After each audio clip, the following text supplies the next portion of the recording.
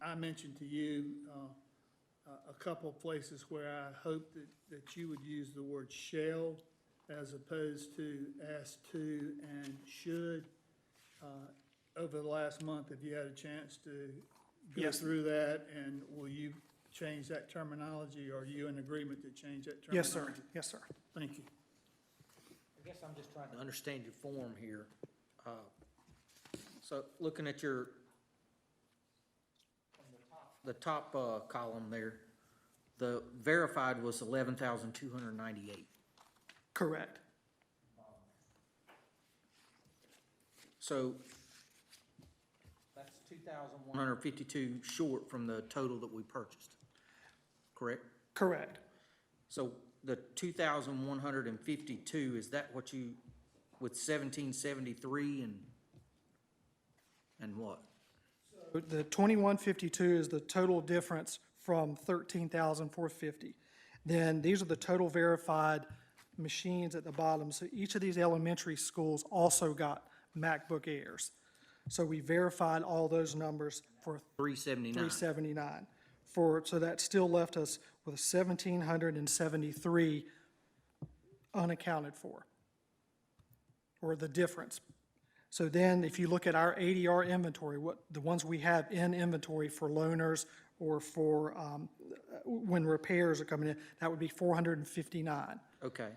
So then there are 1,267 faculty machines that are accounted for, and that leaves us a total of 47. So the 1,267 plus the 498 minus 1,773 is where we get the difference of 47. Correct.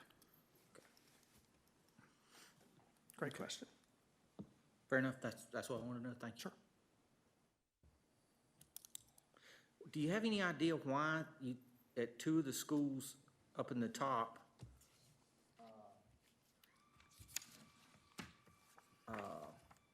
the deployed number, one was at 0 at CCTL, and then the actual was obviously at 217. Why we think, what happened there? CCTL, they are not in Destiny, so they were not deployed out of our shop through Destiny. So they received 217, and they account for those. In ASAC, where they only had 52 deployed, but really had 142? When we initially deployed to them, they only wanted 52 until they had enough, or they had enough students, but they only wanted 52. That's what they requested. Okay. So then once they got all the students in place, then they requested the additional ones. Every time they request, they do a work order to technology to do that. And I want to also thank you for the diligence that you're putting into this. Certainly. To me, this is not too much to ask. If $3 library books ought to be checked in and out, right? And these should be checked in and out as well. So I think it's very prudent for us to be keeping a close eye on this, and I appreciate you doing this work to come back and answer any questions that we have. My pleasure. Any other questions or comments? I'd just like to say thank you very much, doing an excellent job for us. Thank you. This time, Dr. Sane, personnel report.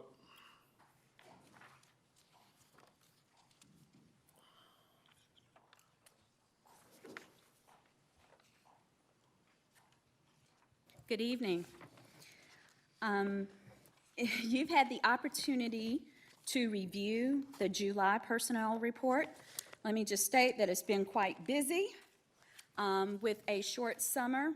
In addition to the personnel report, I asked Mr. Johnson to share with you an addendum.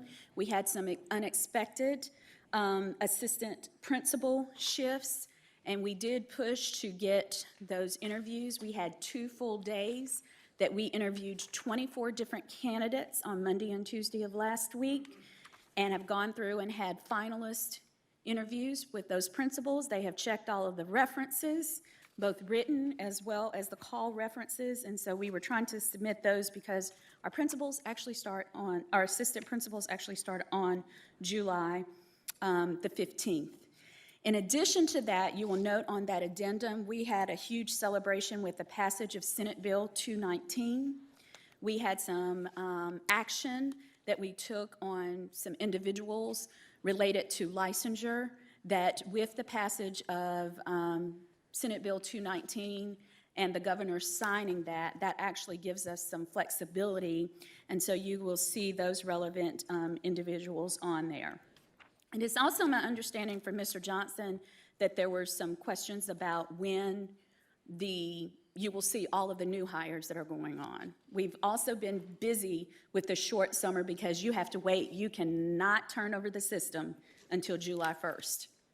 So we have all of our end of fiscal year things that we have to do. So the way it always goes in HR is the fact that you have these carts where you have to hold everybody till everything goes over July 1st. And then with that new fiscal year, you can start processing those individuals. And those of you that have been on the board for a period of time, you know typically that is not even in August. You will probably see more on the August board report this year, but that will be a September. You will really generally have a large September board report. And so in sharing that information as well as the addendum that is provided, we are really concerned about the timeline because we have numerous people that are interviewing with other school districts, also trying to find that position that fits them, and they start later than we do. So I am glad to answer any questions that the board has regarding the personnel report. We had wanted some more information on a couple of these positions. It was our feeling we would do that next Monday night. You would bring us this information. Is that an issue? Well, I would at least seek consensus from the board. I'm glad to give, and I actually had my computer here ready to give whatever information would be asked for. Board And members, you want her to come back after the meeting? From what she said, they start on the 15th, and that's on next the Monday. 15th, yes. That's next Monday, so. I'm wondering, we will just have her come back to closed session? Come back to Yeah. closed session. Tonight, Yeah, I yes. think we'll just ask you, Yes. yeah. Absolutely. Okay, very good. Any other questions? We have a whole stack of new hires. Oh, there are always. If you come to our office, you're going to see little carts full everywhere. But that's typical this time of year, and we try to be efficient, so we try to get all of the transfers done because they take a little bit of a different action, but we are in the process of entering all new hires. Thank you, and I'll say that since some media's here, that at this time there could possibly be a vote when we come back afterwards, but it would just be on some personnel. Just FYI. Okay. Okay. I have a couple of questions. Last month, as you recall, I did ask about the policy of requiring paraprofessionals in certain job categories to also be bus drivers. And I went on the website today for the first time, and I looked under the personnel or the part to talk about applicants. And I saw that we had 14 custodians. Is that still, is that accurate today, what I saw on the internet? I would have to assess that. It's probably pretty accurate when I look at the balance of our hiring with additional resignations that we have. It is probably fairly accurate at this point in time, Mr. Kennington. Okay, then if that's the case, as of today, then we need 40 bus drivers. That could be accurate.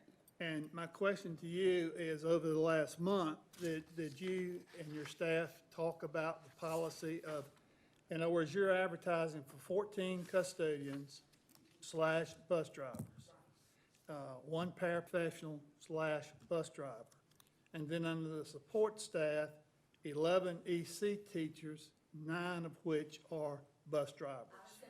All of those EC teachers may not be bus drivers. Nine And I are will have to check that particular paraprofessional position, but it may be one or two that because of the requirements of that job, they may not have bus driving associated with theirs. But yes, we are constantly talking about bus drivers, and one of the things is as far as moving and overhauling potentially a whole system, a lot of that is connected to that bus driver task force and the work that they are doing. I know that we have talked as HR with transportation regarding the routes and what that would take. And I don't want to speak for transportation, but in order to even possibly make that work, you're looking at scheduling for schools too. So I think that that requires a lot of study before, that's not something we could overhaul and be ready to take into this next school year. Well, I know Superintendent Brady said to us on numerous occasions that last school year, we opened up the school year and we had, I think, 14 bus drivers positions that we didn't fill, that you didn't have, buses didn't roll. I don't recall the exact number. You might want to correct me. Yeah, I don't think it's 14 buses, but it was numerous positions that were unfilled. Well, if you agree with the count that's on the website presently today, there are 46 paraprofessional vacancies, and of those 46, 40 are tied to bus drivers. I can't say that all of those positions are tied to bus drivers, but what I can do for you is when I can go back, I can actually see what positions have been filled, and I can give you an accurate I'd just like count to of know that. because, to me, I'd like to see it broken apart and where you have the capacity to hire a teacher assistant, an instructional assistant, EC teacher assistant, and then you have the capacity to hire bus driver. Right. Now, I also want to clarify that with every single one of these positions, keep in mind that as we're hiring people, they get in a queue to go through the bus class. So that's important to remember too. So just because you see those positions on the website that have bus driving affiliated with their roles, that does not necessarily equate we have 40 buses that won't have bus drivers. Because as we do new hires, they have to go through the queue.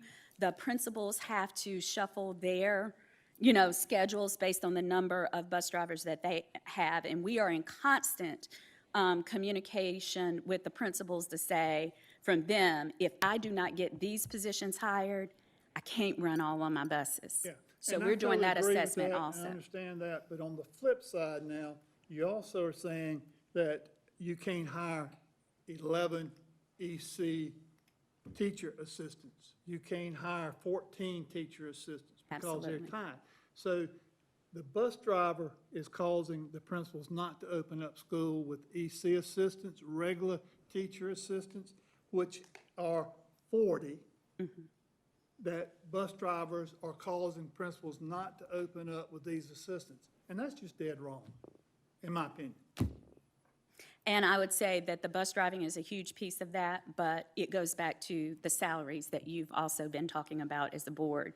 So when you have an economy such as what we have now, we would have problems even if they were straight TA positions. But yes, that is one of our greatest challenges. I know your department is swamped now, but I would like a policy change to break this up, and a recommendation coming from the HR department to break this up. I mean, if it comes from the clarifying Board of Education, what you- then we would have to do that, but it would have to come from the Board of, So make sure I'm on the You have to same go right. page you are as in other words, we will hire just bus drivers. As bus drivers. Or hire just teacher assistants. Most of our teachers are just teachers. Yeah. 99% of 90, I mean, how much of our teachers are just teachers? yeah, teachers, yes. And if they do, they And they volunteer usually to- choose to. Yeah, they want to do it, yeah. Not a requirement for hiring a teacher. All I'm saying, though, is 14 custodial positions are vacant today, and all 14 of them require you to drive a bus, per our website. I'm not arguing that. And I can go right on down the list. 11 EC teacher assistants are not being hired today. to go in those 11 slots because 9 of them require that they drive a bus. Well, you're assuming that they're not being hired because they have to drive a bus. Well, she said they weren't. She said it was. Part of the accurate. reason for some of them, but there are other. 14 teacher assistants are being advertised as teacher assistants, and all 14 are tied to driving a bus. So we're not going to open up school with 14 teacher assistants. Well, we always have vacancies at the beginning of every school year, and all kinds of And that's where there's a couple of things I would say. If you're looking this time of year, if you make your judgments based on the vacancies that you see this time of year, I think that that is a little skewed. Because one day changes, our life changes daily. The other thing I would add to that is I would caution from an HR standpoint, because keep in mind, if you just strike the pen and something like that happens, you also have liabilities that you need to address, because traditionally we have, you don't only do that for new employees, but you have to go back and look at all of your existing employees. And the way our policy is, you have to realize that everything from high blood pressure, diabetes, all kinds of things that any of our employees could suffer from at any point in time, then we have things that are associated with that policy. And so when you begin to look at that, I would defer to Mr. Cute on that, but I think you have to look at the legal questions that will come with the changing of that policy also. So if the board says for us to do it, we're going to make it happen, and we're going to judge against all of those liabilities and try to take care of that. But I do just have to go on record as saying that there are extreme cautions with trying to do that for this upcoming school year. And I know you probably don't know the policy number, maybe you do, but could you send the board members that policy number so we Absolutely. could look it up, please? Absolutely. I think we're leaving out one important sector of this whole discussion, that's transportation. Absolutely. I think that this, and I don't know what other districts are doing. I feel like that if the board's so interested, we need to get some information up from transportation. We need to see what other districts are doing. This has come up several times. Do we try to hire people just to drive buses? I don't know that answer, because we may end up with fewer bus drivers than we had. It's also possible that some of our employees then would drop out of full-time employment, which is not necessarily a good thing for them. It may, so there's a whole bunch of different questions that need to be answered. So what I would like to say is Mr. Johnson, could you get transportation and HR, and I know this is a horrible time to do it. Mr. Kennedy, are you and the board leaning toward trying to make something happen before this school year? Absolutely not. Okay, well, let's, I think you're on the right track. I would like for this to be studied, and I would just like to see progress being made toward giving us what you find. and that's the thing, I think we need to find out, because I think originally they went to this model due to the fact we couldn't get bus drivers. Efficiency. And so it was almost, well, we've got to do something. So, Mr. Johnson, we got to get school started. I think if you could get Kim Fox and Dr. Sane, put one of your people, whatever, after we can get our school going, and contact some of the surrounding counties and other counties.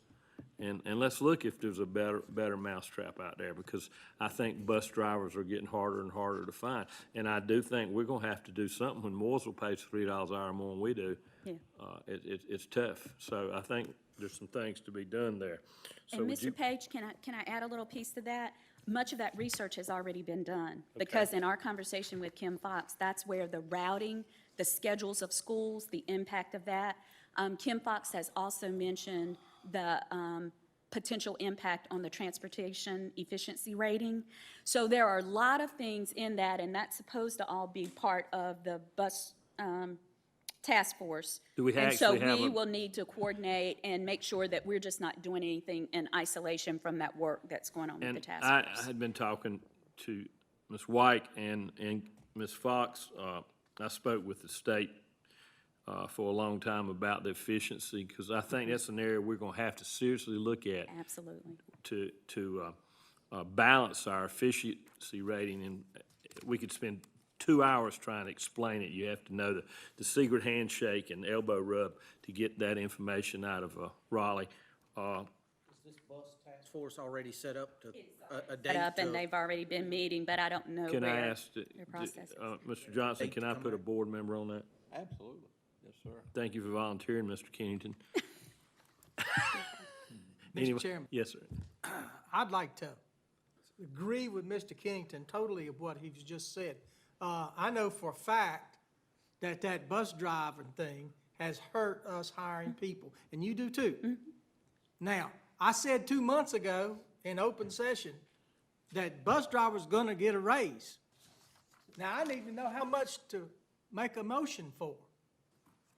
When our budget gets approved, or is going to be approved, I'm gonna say, I'm gonna make a motion to give our bus drivers a raise, because we can't keep doing this.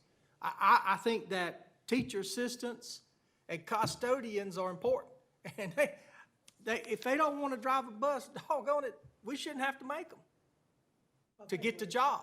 Something we need to say here too, listening to this conversation, makes it almost sound like that this was laid upon these people in some way or another. That combination came about almost from the bottom, because they wanted to be to the point that they could get benefits and full-time or whatever part of full-time they could get. They could not get that with one or the other. They had to do something more than either be a bus driver or a TA. So we put them together in such a way that they had enough hours by the time they got to driving the bus and add the TA hours, they could get benefits, full-time, whatever. That came from here. I can't even remember when it started. Not just from somebody putting it on it and deciding that. It came because that was their request. They wanted some way to make themselves on a better level. So that's where we were. Now, right, we're dealing with this because we've got some that want to do this, not that, others want to do this, not that. And we have to deal with the same thing. But that's a big part of how it got to this point. Anybody that wants to do both, we can certainly let them. What I don't like to see is a principal or assistant principal having to drive a school bus, and that happens.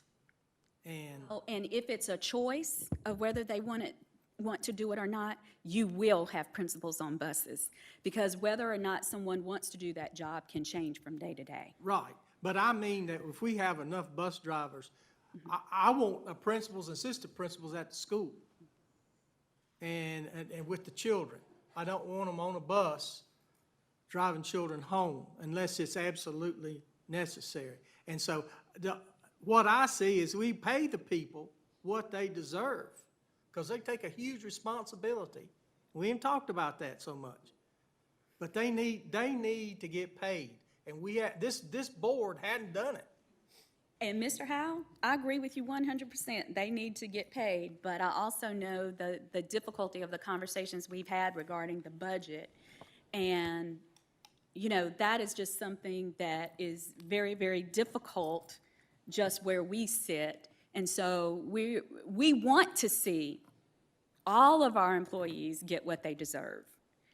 And so if there's a way to make that happen, I've seen Melissa work miracles with the budget and all of that. We're glad to do that if there's a different way to look at that. So we'll keep turning and we'll keep working and we'll keep looking until we find what works. That worked for us very well at one point in time. But now we have to assess whether or not we've outgrown that. And we're glad to look back at that and turn it over as many times as we need to find a better solution. So we're with you on that. And this in our 10 minutes for personnel reports, we've kind of gotten and gone over to a whole different subject. So you have a committee, Mr. Kennedy, I was kind of kidding with you. Would you be glad to be on that committee? Mr. Howell, would you like to be on that committee? Okay. If you'll let them know when those meetings are. And I think it's something we all this has been discussed over the last 5 years numerous times. We just, it's a tough thing. So let's move on. I have one more question. That is personnel. I think this board received a email from a concerned parent who expressed that he was very concerned about teacher transfer during the middle of the year or during the school year. Do we have a policy on transferring teachers from one school to another during the school year? We do, and as a matter of fact, one of the improvements that we're proud of in HR is we created a window. Before, there was no window, and people would transfer all year long, whenever, if they wanted to. And now there is a period of time that the window opens and a period of time that it's closed. We communicate it to principals. Right now, that is closed, especially with us starting, with a short summer. And it does open back up in the fall, because another thing that can hinder you is if somebody is looking for a different opportunity, sometimes it's promotion, sometimes it's lateral. But if someone's looking for another opportunity and there's no opportunity for them to have, then you also have to temper that with they'll go somewhere else to get that opportunity. So those are all considerations that we look at. There are certain times when the window is closed, the only way someone can be transferred is if it's an administrative move. Would you send us that policy also, please? It's not a policy, it's a practice. Will you send us a But copy I'll of be the glad practice? to send that information to you. Right. And the concern was the damage that it does to the school where the teacher's leaving mid-year. And then you have to have either a substitute teacher for a long time until you can hire someone, to fill that position. And the question that was asked in the email when I responded back was, do you transfer that teacher from one school to another school and then try to find a replacement? Or do you say, we will not transfer you until we have a replacement for you at that school you're wanting to leave from? And Mr. Kennington, what we try to assess very quickly with that is try not to create two vacancies where we have those substitute teachers in that classroom. So it's a dance. It truly is a Do dance. both principals have to approve that transfer? Both principals work together on that transfer. So if- They don't have to approve it Okay. per se, but they work together on that. And if it's really something, we will negotiate and say, okay, we have worked and said, okay, can you agree to move at the end of the year? And sometimes that may work. It just depends. You have to take that on a case-by-case basis. Thank you. If you'll just send that, Absolutely. No comments. Thank you.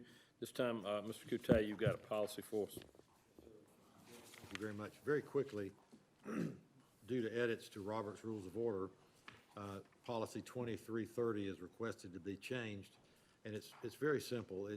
You know that we always have the ability to change the agenda, and so they want us to call it that you'll receive a copy of the proposed agenda, which I think makes sense.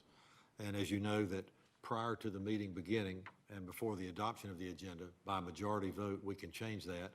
And this is requesting that we add something that says that after the agenda has been adopted, it takes a 2/3 majority to make a change. So, as you know, when we review that at the Cal meeting, if there are going to be changes to the agenda, then Mr. Page always asks for that, and ask Mr. Johnson for changes. And so those can be accepted by majority vote prior to the approval of the agenda, but after the approval of the agenda, it would be a 2/3 vote that would be required to make a change. So that's, and we haven't changed the day.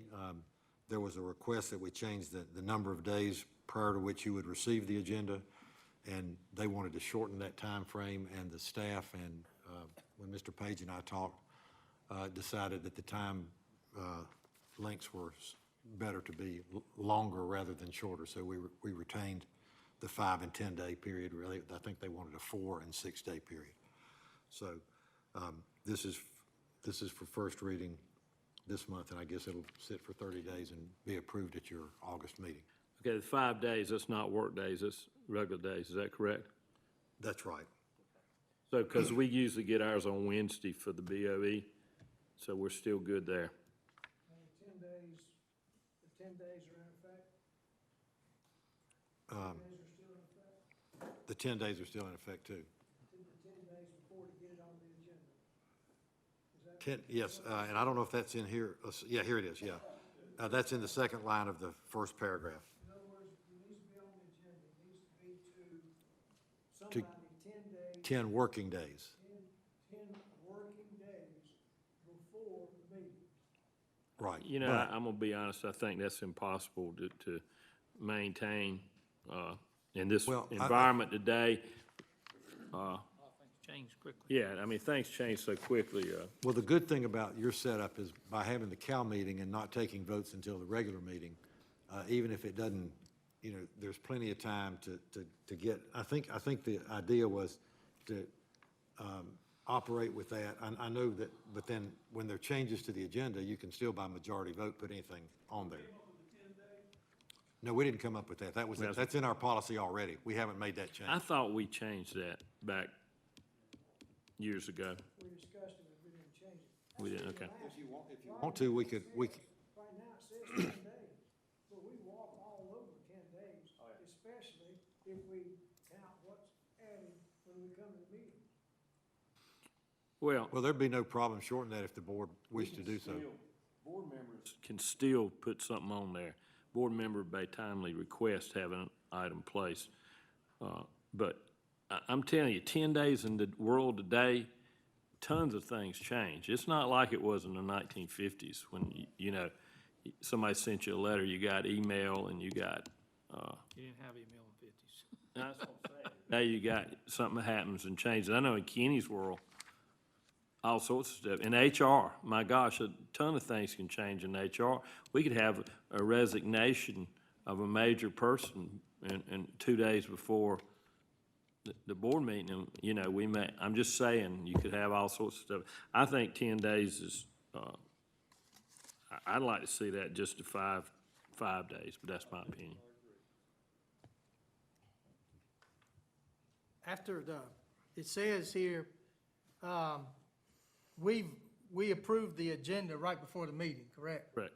So it says after agenda has been adopted, a 2/3 vote. Has anybody wanted to add to it after? Yes, that's happened occasionally, that something come up in the meeting that then we wanted to discuss it. So we would have to change it, and that does take a 2/3 majority vote. So yes, that is rarely, but it has happened, I'd say, and I've been on the board 5 years, it's happened probably twice that we've come back. Occasionally, somebody will come up in closed session, and then we will come back and have to change something at the end, but, what I like, this is the first reading, we'll have another first reading next week. Everybody think about this, and at our BOE, if we would like to, we can entertain motions to change this at that point in time. Okay? Or if the board by consensus would like to change that item placed on the agenda, you know, make that 5 working days, we can go ahead and do that now. It sounds as if everybody says that would be preferable. True? I'm fine. Okay. Dr. Nutting, you have that so that that for the BOE meeting, that 10 on the second line will be changed to 5 days. Thank you. It will still be Still be- discussed. And again, you've still got two ways by which to change it. One is before the agenda is approved by majority vote, and then even after, you can still make another motion and get it by 2/3 majority. My question is about the last sentence of the policy. And if you can clarify that for me, please, because it says, any new policy or budgetary item presented as an addendum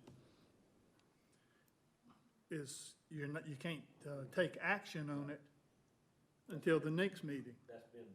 That's not a change. Not a change. So if Melissa brings us a budgetary amendment Monday night It was on the agenda. that's not on the agenda, then we can't approve it that night, based on that last sentence. Is that not correct? Not if it's not on the agenda. Okay.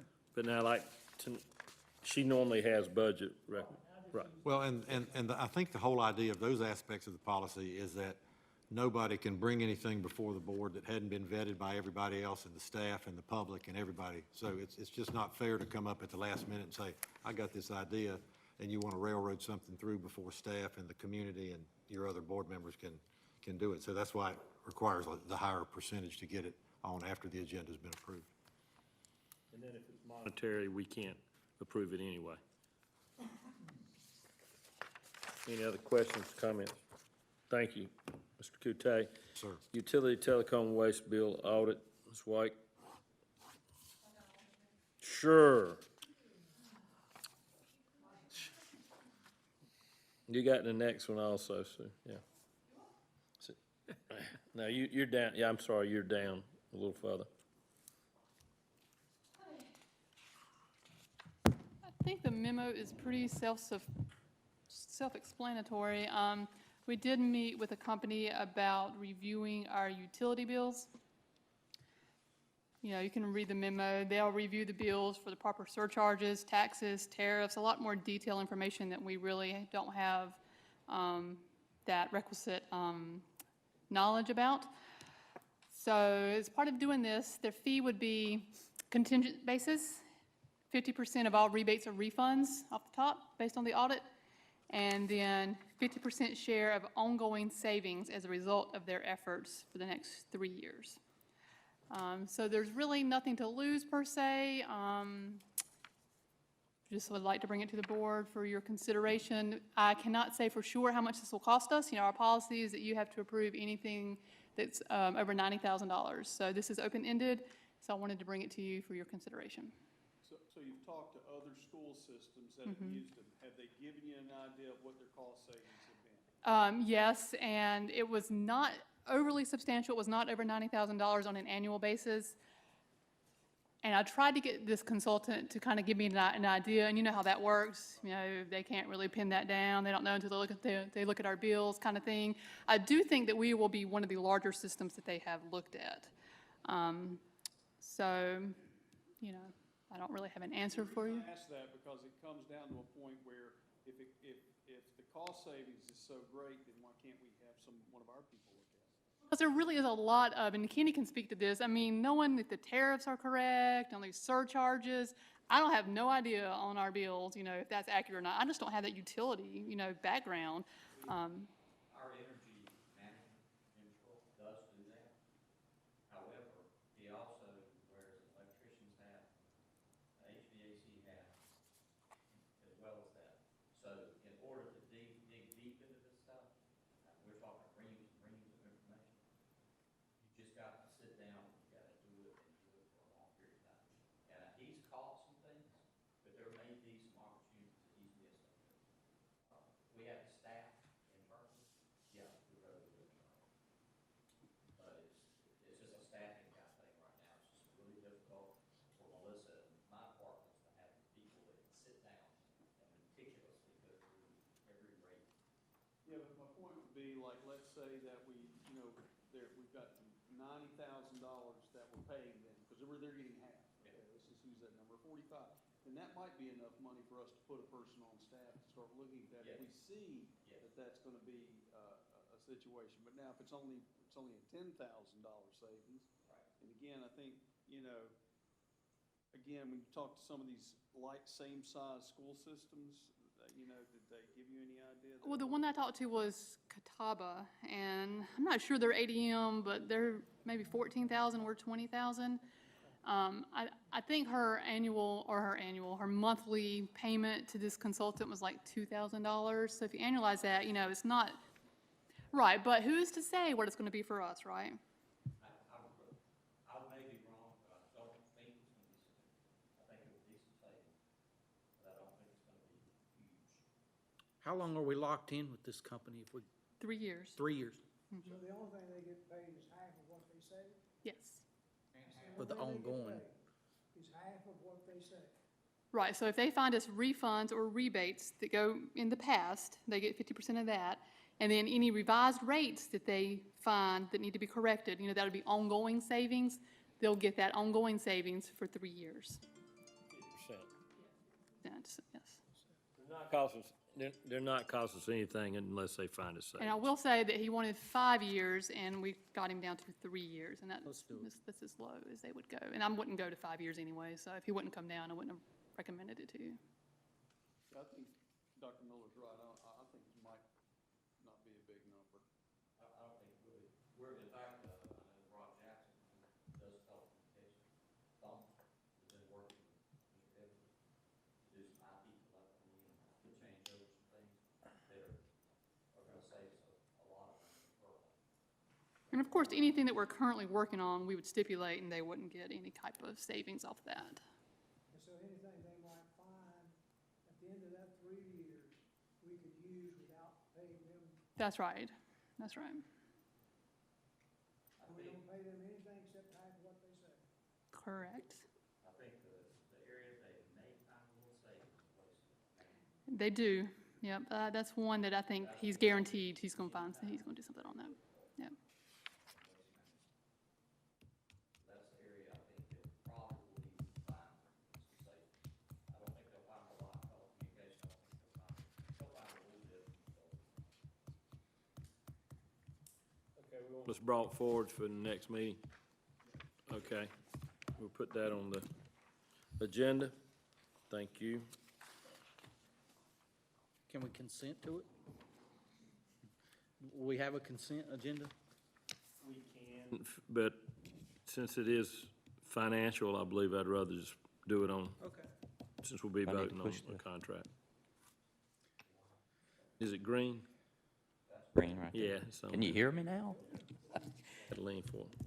Okay, You've got two, but, okay. While you're up, we're gonna let you do 7 and 9. oh, I knew you was gonna do that to me. I mean, well, you don't have to. That's fine, that's fine. I just have to go over and pick I'm up on. some pages, but, all right, good news is our, bond referendum that was passed in 2014, the county began collecting those revenues immediately, but the projects did not happen immediately. So therefore, there was revenue coming in to debt service those projects prior to the projects being completed. Long story short, the county is holding $12,965,080 in bond reserve funds. Those funds are not designated for any bond projects that are already on the books. So what the county has said is, we would like to reduce the potential for a future bond by identifying some projects from our facilities task force and our future bond potentially projects that we could go ahead and front load, and then that way we can reduce our future bond obligation. So what they've asked us to do is to go back to facilities task force, take a look at the projects that we were proposing, and then see if we can come up with some projects that we could do in advance of a future bond. So that is what you have before you. This proposed projects from bond reserve funds that are available in 1920. We have several projects which are on the books, which are part of the facilities task force that we have as part of our phase 1. And what I have given you is the task force, the long sheet you have is the facilities task force, and the recommendations from them, and I highlighted in yellow the projects that we feel like we need to apply some of these funds for. And those projects are Lakeshore Elementary, 6-classroom addition.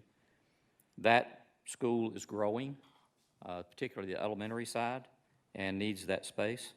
Statesville High School, which has no CTE building at this point. They have a little bit of CTE program, but they have no building for it. And they need a multipurpose space.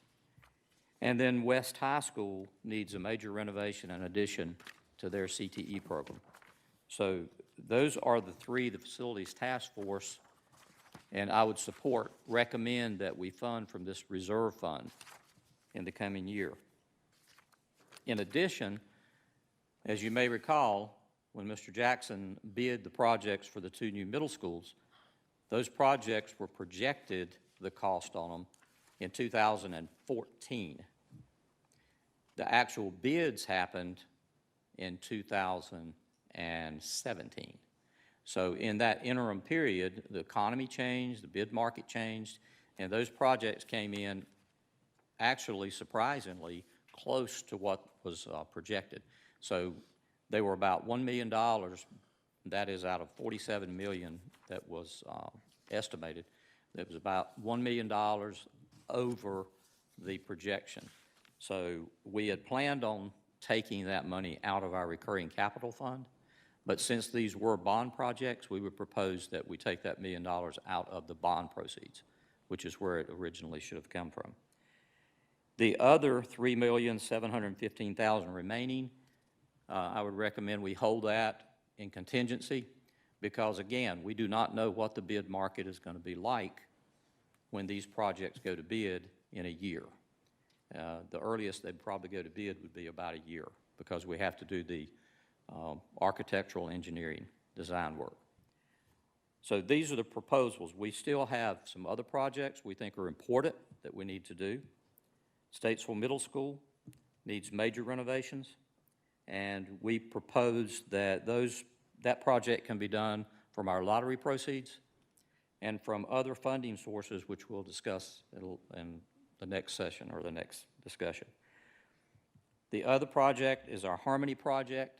Originally, that project was part of what we call deferred maintenance renovations, and it was part of our bond projects, but it was rolled into that deferred renovations and deferred maintenance.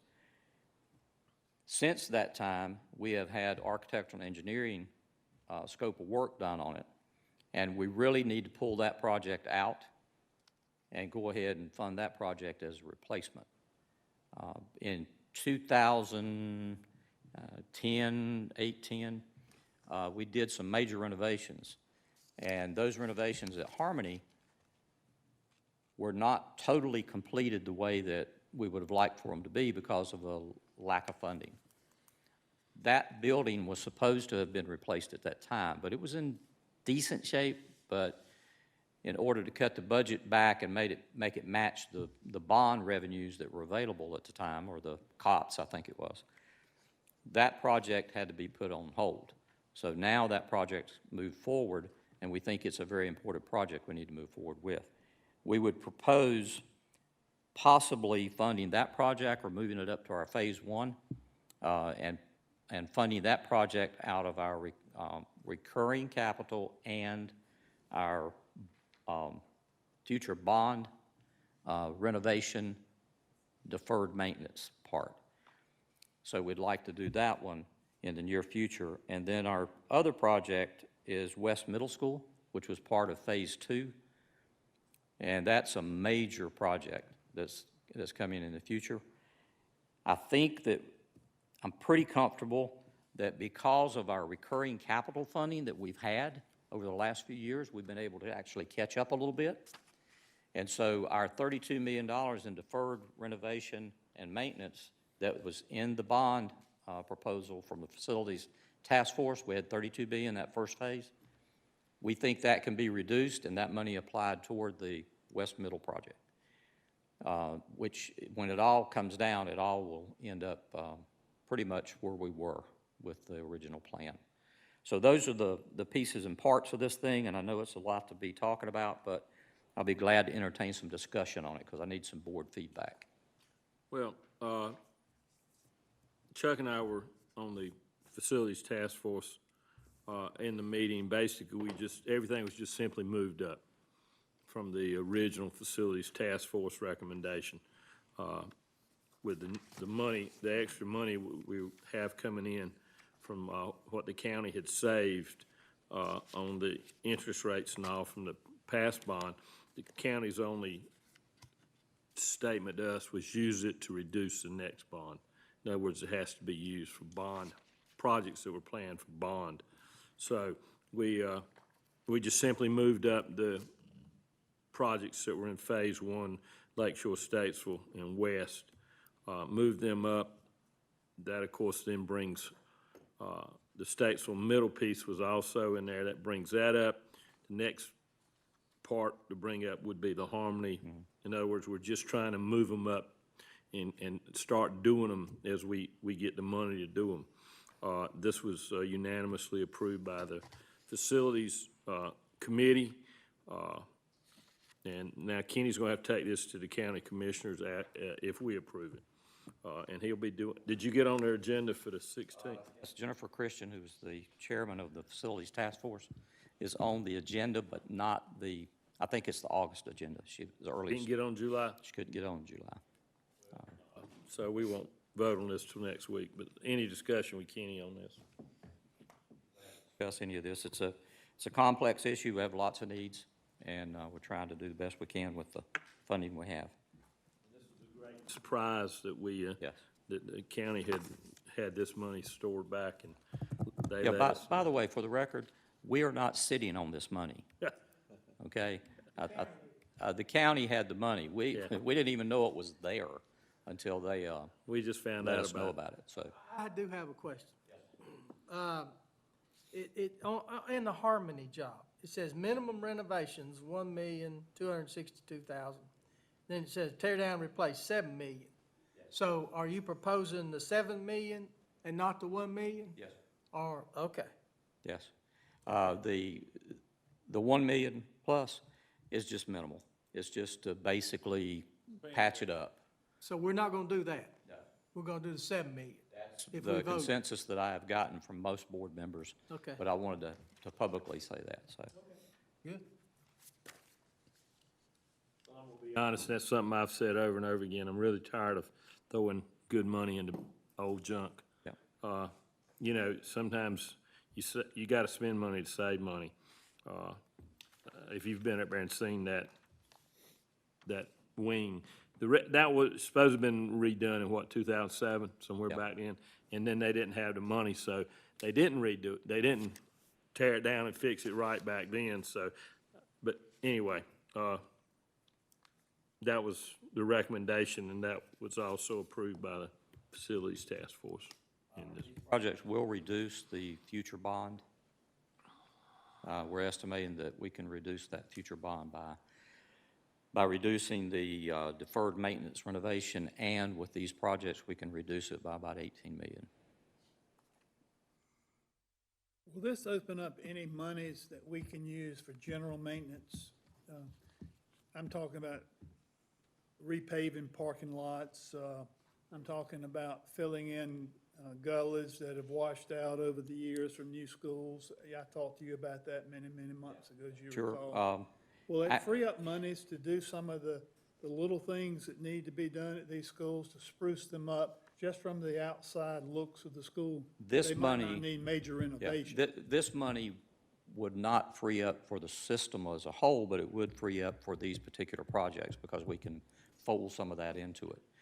The recurring capital budget, which has been improved over the years, we've been able to chip away at some of that. Now, we started on roofs.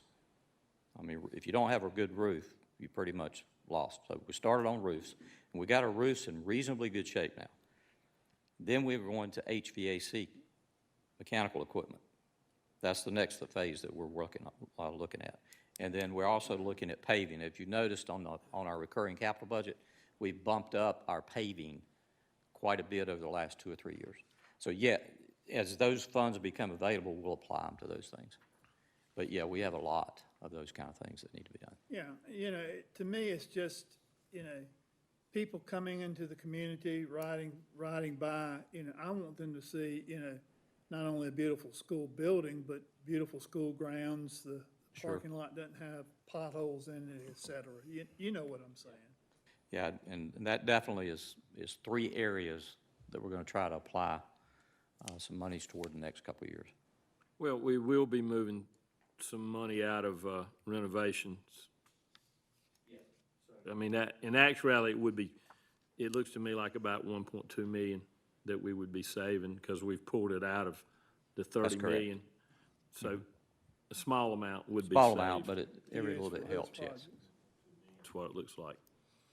So, yeah. While I'm here, I'll go ahead and hit my next point. Okay, are there any other questions on this? This is a voting item for next Monday night. Any other discussion on this? Even though they won't go to the board, we still gonna vote on it. Yeah, we need to vote on this. The board of commissioners are in a transition right now. That's probably why you got put off till August. On, but couldn't get on. Because, you think, well, because, Again, it takes a while to build a school facility due to all the, engineering, architectural stuff. So we want to get it done as soon as possible. But we will put this on and vote, Monday night. Any further questions on this part of this? Okay, Kenny, we're gonna move down to your performance contracting presentation. Right, and thank you to all the board members, and I tried to give you a little bit of background information. It was not anything except to give you context for the performance contracting concept. Performance contracting is basically another tool in the tool chest on how you can fund certain renovations, maintenance, or upgrades to facilities. And it's based on the fact that the performance that you can create is going to create savings that will pay for the upfits or the improvements that you make. What we had planned originally to do was to save our lottery proceeds and apply some recurring capital money to do our Statesville Middle School project. To Mr. Kennington's point earlier, if we do a performance contract system-wide, we can create savings in our current expense budget, and part of the work that we're proposing for Statesville Middle School can be done through the performance contract. So HVAC, roof, lighting, those kind of things can be done through that performance contract tool, and that frees that money up then from our recurring capital that we can use for some of the other things you're talking about. So the performance contract concept, which in our estimation could be valuable for us in this situation, is a way of creating savings and current expense that pays for those improvements. Now, typically, the savings goes toward the debt service on the improvements. However, the way that it's stipulated, the payment does not have to come from current expense. It can come from other sources. The main thing is you're making the payment. So we would propose that debt service, as long as we can, would come from our recurring capital funds. So performance contract, there's a very lengthy process involved, and it's not a very quick, down and dirty kind of thing. I'm going to pass this around. What I'm passing around is just a concept on how the timeline could be on something like this. We would not be looking at a performance contract that would be in place for at least 12 months, probably, from the time we kick it off. What the companies do is they vie for this business through a process called an RFQ, Request for Qualifications. So this works through our state energy department. Our state energy department works with the school system to develop criteria, to develop qualifications, and then that is put out to companies that are registered in North Carolina as being competent to perform this type of service. And what they do is they come in and they look at our school system and they say, okay, we will guarantee you, if you do these things, make these upgrades, we will guarantee you this much savings. And if they do not meet that standard, they have to write a check for the difference. So it's a guaranteed savings that's developed from the proposal. We actually control the proposal. We control what we decide we want to do, what we decide we don't want to do. The low-hanging fruit, if that's what we decide we want to do, like LED lighting, we can choose LED lighting is what we want to do, and that's all we're going to do. If we want to, we can do LED lighting, and we can do some HVAC or mechanical upgrades. It's all driven by the savings that are generated by the improvements that you make.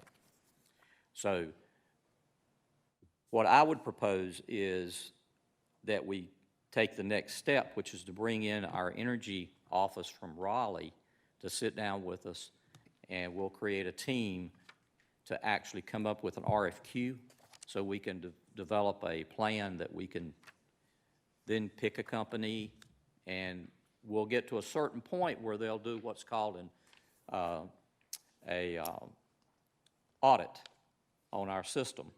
And it'll be basically an in-depth engineering study and audit to see where the savings are, where they're best applied, where the low hanging fruit is, and where the more expensive things might be. So we have options in there.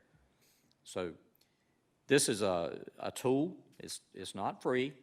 You know, these companies typically, you know, there's money involved that they put into an engineering cost. We're not obligated for anything until we sign an actual contract. At the point we sign a contract, then we could pull the plug at any time. The only thing is, if they invest engineering and upfront cost, they can recover just those costs. So the engineering piece or whatever, if we decide to pull the plug, we would just recoup, they would recoup that part. So let's just discuss this for a minute, because I think some of you sat in on meetings for this, and some of you may have some questions that we can answer. Yeah, Mr. Chairman, I read the document that you provided, and I guess my questions are related to the measurement and verification piece. Yes. You know, because there was, I mean, boy, that was something they really talked a lot about in this document, the problems associated with that, because many departments, maintenance departments, don't have the expertise to do a good job of actually evaluating, you know, the measurements and verification. They said that part of their recommendation, one recommendation would be we could potentially partner with community colleges and local universities. Another one was, you know, paying for third-party technical staff to come in and do that. And you know, I'm just wondering, you know, and they said that, you know, there's a lot of elements to that process that, if not done correctly, can give you some inaccurate data. Correct. You know, Actually, I'm glad you brought that up, Mr. Poindexter. Actually, when I first took over the job here, we had a performance contract that we were in the middle of. I hated it because of that very reason. The verification came from the company who did the contract. What happened since then that's made me a little bit more apt to look at this, the state has made new rules, and the new rules say you have to have a third-party neutral verification of those things. So the company that does the work does not verify it. We partner with a third party of our choice to verify that that is in fact what's happening. So that is a key piece to this whole thing, is the verification and the methodology that you use there. So yes, I totally agree. Are we going to be required to use the e-project builder, that software that, you know, because there's only 700 projects in that, and that really is not a big enough data set to really use it as a basis to come No, up we're with. not. Okay. Yeah, we're All right, not. good, because there's an expense associated with Yes. that. No, we would not use that. Okay. We, I'm not sure how many board members, I was in one meeting and with one group, and I was in with Todd, you were in another group. I was with both. You were in both groups. Those gentlemen right here. And both groups are with us tonight. That was very interesting, because I'm gonna tell you, I had a lot of reservations about this when I first heard it. But then, at one of the conferences I was at, I got to talking with, some people down there. And that's one thing I'm sure, Kenny, you've checked some references and talked with some people. This has kind of grown on me the more research I've done with it. I think it's, in today's time, doing some of this, there's so many ways that people other than us can save money. I found that out, for one thing, that sometimes you have to have experts do things. The one thing I liked about it was the fact that these companies have their own engineers, and so they're not out. It's more of a design build, which It's more of a design build type setup. they come in with their own engineers. Where we're at in this discussion now is do we move forward, because it is a long process. So Kenny, what you're actually coming to us now is to move forward. Explain that to us, what you would, or really. What I would like to do is contact the State Energy Department they have a consultant who will come in and work with us. We will set up a team, and we will investigate and what is called RFQ, which is a request for qualifications. There are probably less than 10 certified companies in North Carolina that are operating that actually qualify for this type of work. So we would look at that process, then we'd have a RFQ, the board would be involved in that, and at some point in that RFQ process, we'll have to partner up with a company that does this kind of work. It could be one of the two companies that are represented tonight, or it could be somebody else, who knows. But the first step is to get the consultant from the Energy Department to come in and actually work with us. And that's what I would propose that we do next, and develop our RFQ process. So I don't want to waste these gentlemen's time, or your time, or my time, if it's not something that we're interested in investigating. The other part I would like to say is, you know, the county commissioners continuously tell us what they think we should do, and that's, you know, one of the things they've been, why don't you get more contract work to reduce our current expense. This is a way that we'll be moving some of our expenses now that are under current expense over to the savings or capital, and could be beneficial to us from the standpoint of what pot of money things are being paid out of. Ms. Wyke, you've been in on some of these. I do want to get your opinion on. Well, I see the value in something like this, as I've talked about in the meetings that I was in. Some of it goes back to, like, when it was brought up with the consultant potentially to be used on the utility audit. Can we do some of this work in-house? If we did that, it would just spread the project out longer. You wouldn't get the savings as quick. The other thought was, using capital outlay money to pay the debt service, when the savings from your utility bills will be in local current expense. I think that's a wonderful suggestion, given our current state of capital outlay funding. Concern is, how many years is this debt service required? Will we always have that capital outlay money available to do that?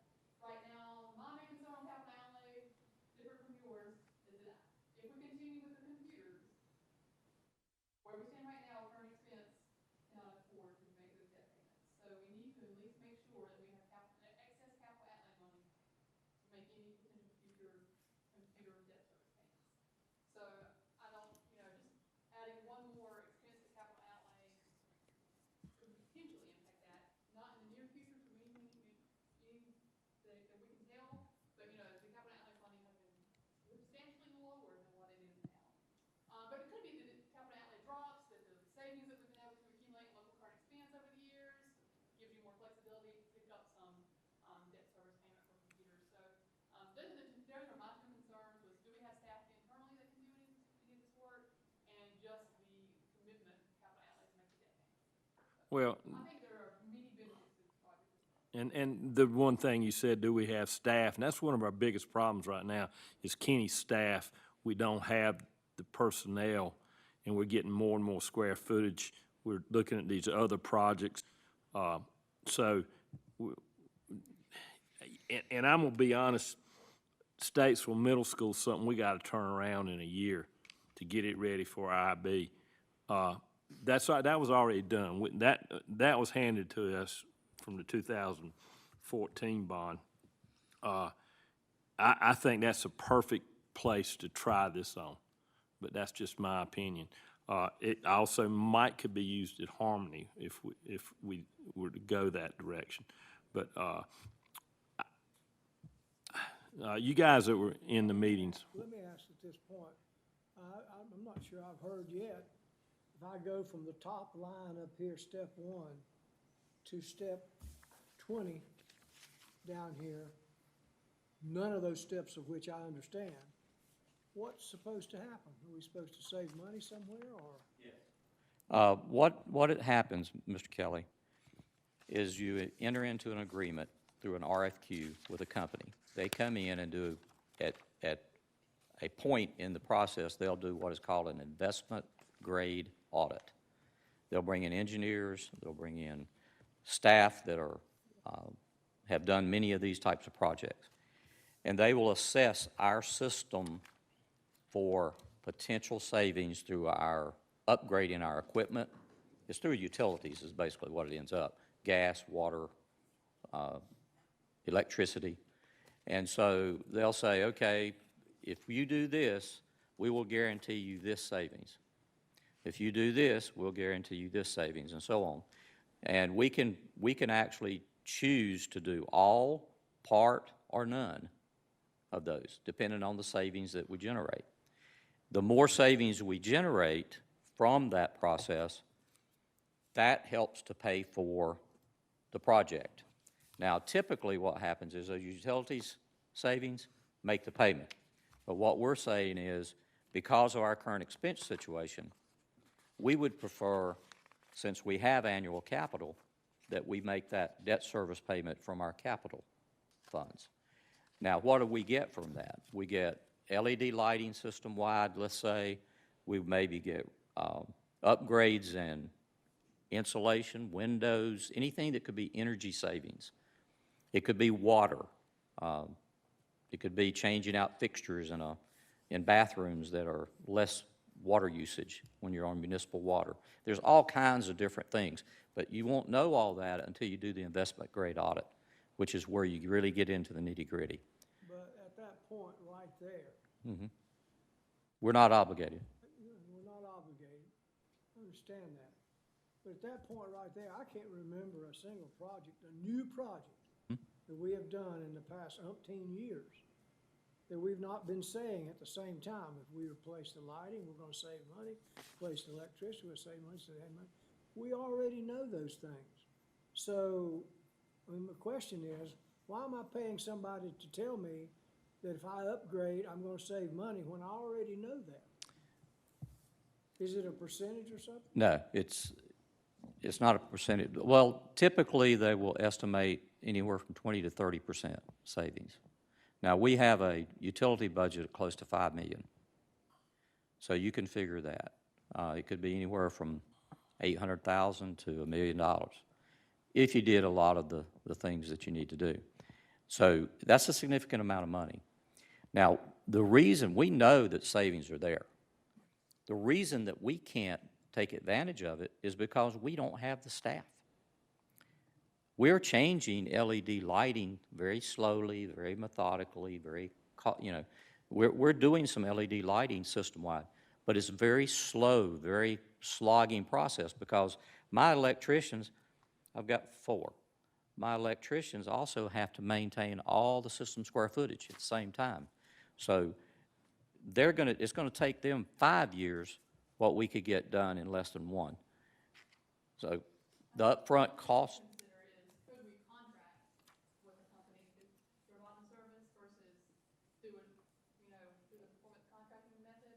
But again, Yes. it's finding qualified contractors that can do the work. And again, you're just dragging it out over more years versus doing a bunch of it upfront. There's also the Pay for the engineering. work out of the savings is essentially Yeah. right. Kenny, you had a chart that was really nice that you provided us, I think would help the other board members that were not in those meetings. I can get that for you. That had, I think that would probably help them understand Yep. that what these guys basically do is come in and say, we'll do this for you today. We'll do this building for you right now, and you can start enjoying your savings. And we'll guarantee you that you're gonna save enough money to go ahead, we're gonna borrow the money to do it. And we'll guarantee you enough savings that it will pay your interest, plus they guarantee you the interest. So we can go ahead and start generating, and for example, at Statesville Middle, we're gonna need to do $7 million worth of work over there next year to get this IB school in there. They can guarantee us they'll come in here and do this work. Their company will come in and do it. And they'll guarantee us the savings that will pay for us to borrow the money to do the venture. So we're getting it paid for. Right, maybe we can hire some people. Maybe Kenny's people can do it. But right now, we don't have the staff to do it in a hurry. if we're gonna turn that school over, we got two choices. Come up with $7 million or go away like, try this type of thing. And this is being done, it's being done really more, a lot of school systems cannot get to capital. They have to do it this way. We're close on capital, but if it freed up, say, $4 million of capital we wouldn't spend at Statesville Middle, and go ahead and do that and let the savings pay for it, then we got $4 million, Mr. Kenyon, that we can do something else with. But at that point right there, and see, if I'm looking at paper and futuristic things like that, and I'm not being distrustful or anything like that, but if I show on paper that I'm gonna save $4 million, I got a group over here that could lop off $4 million and make that even.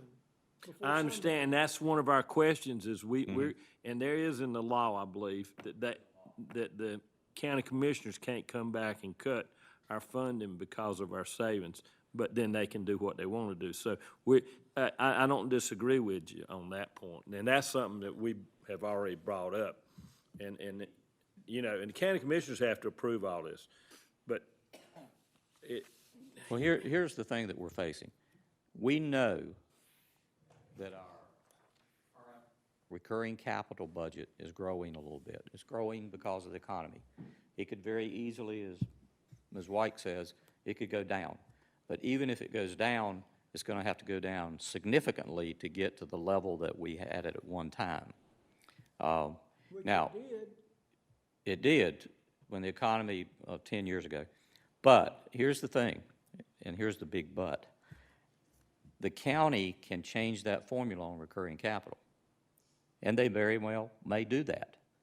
If they do that, that's the bigger strain is going to be on us finding the difference between the $4 million in lottery and the $7 million we're going to need to do Statesville Middle.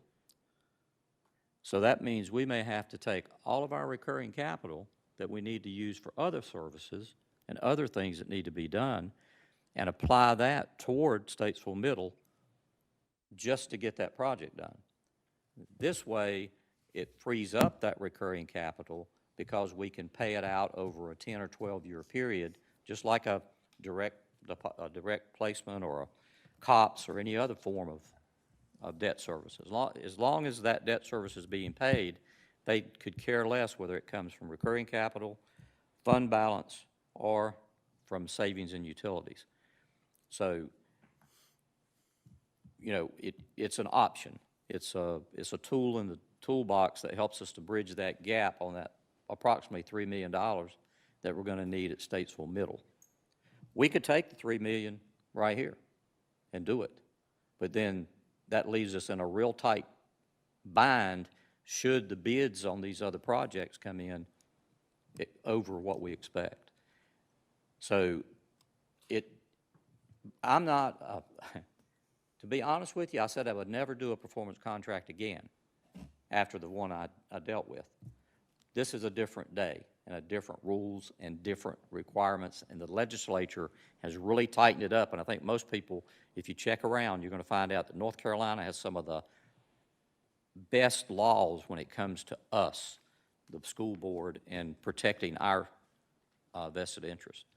So they have that verification piece down. You know, they have that checking to be sure that there's guaranteed savings.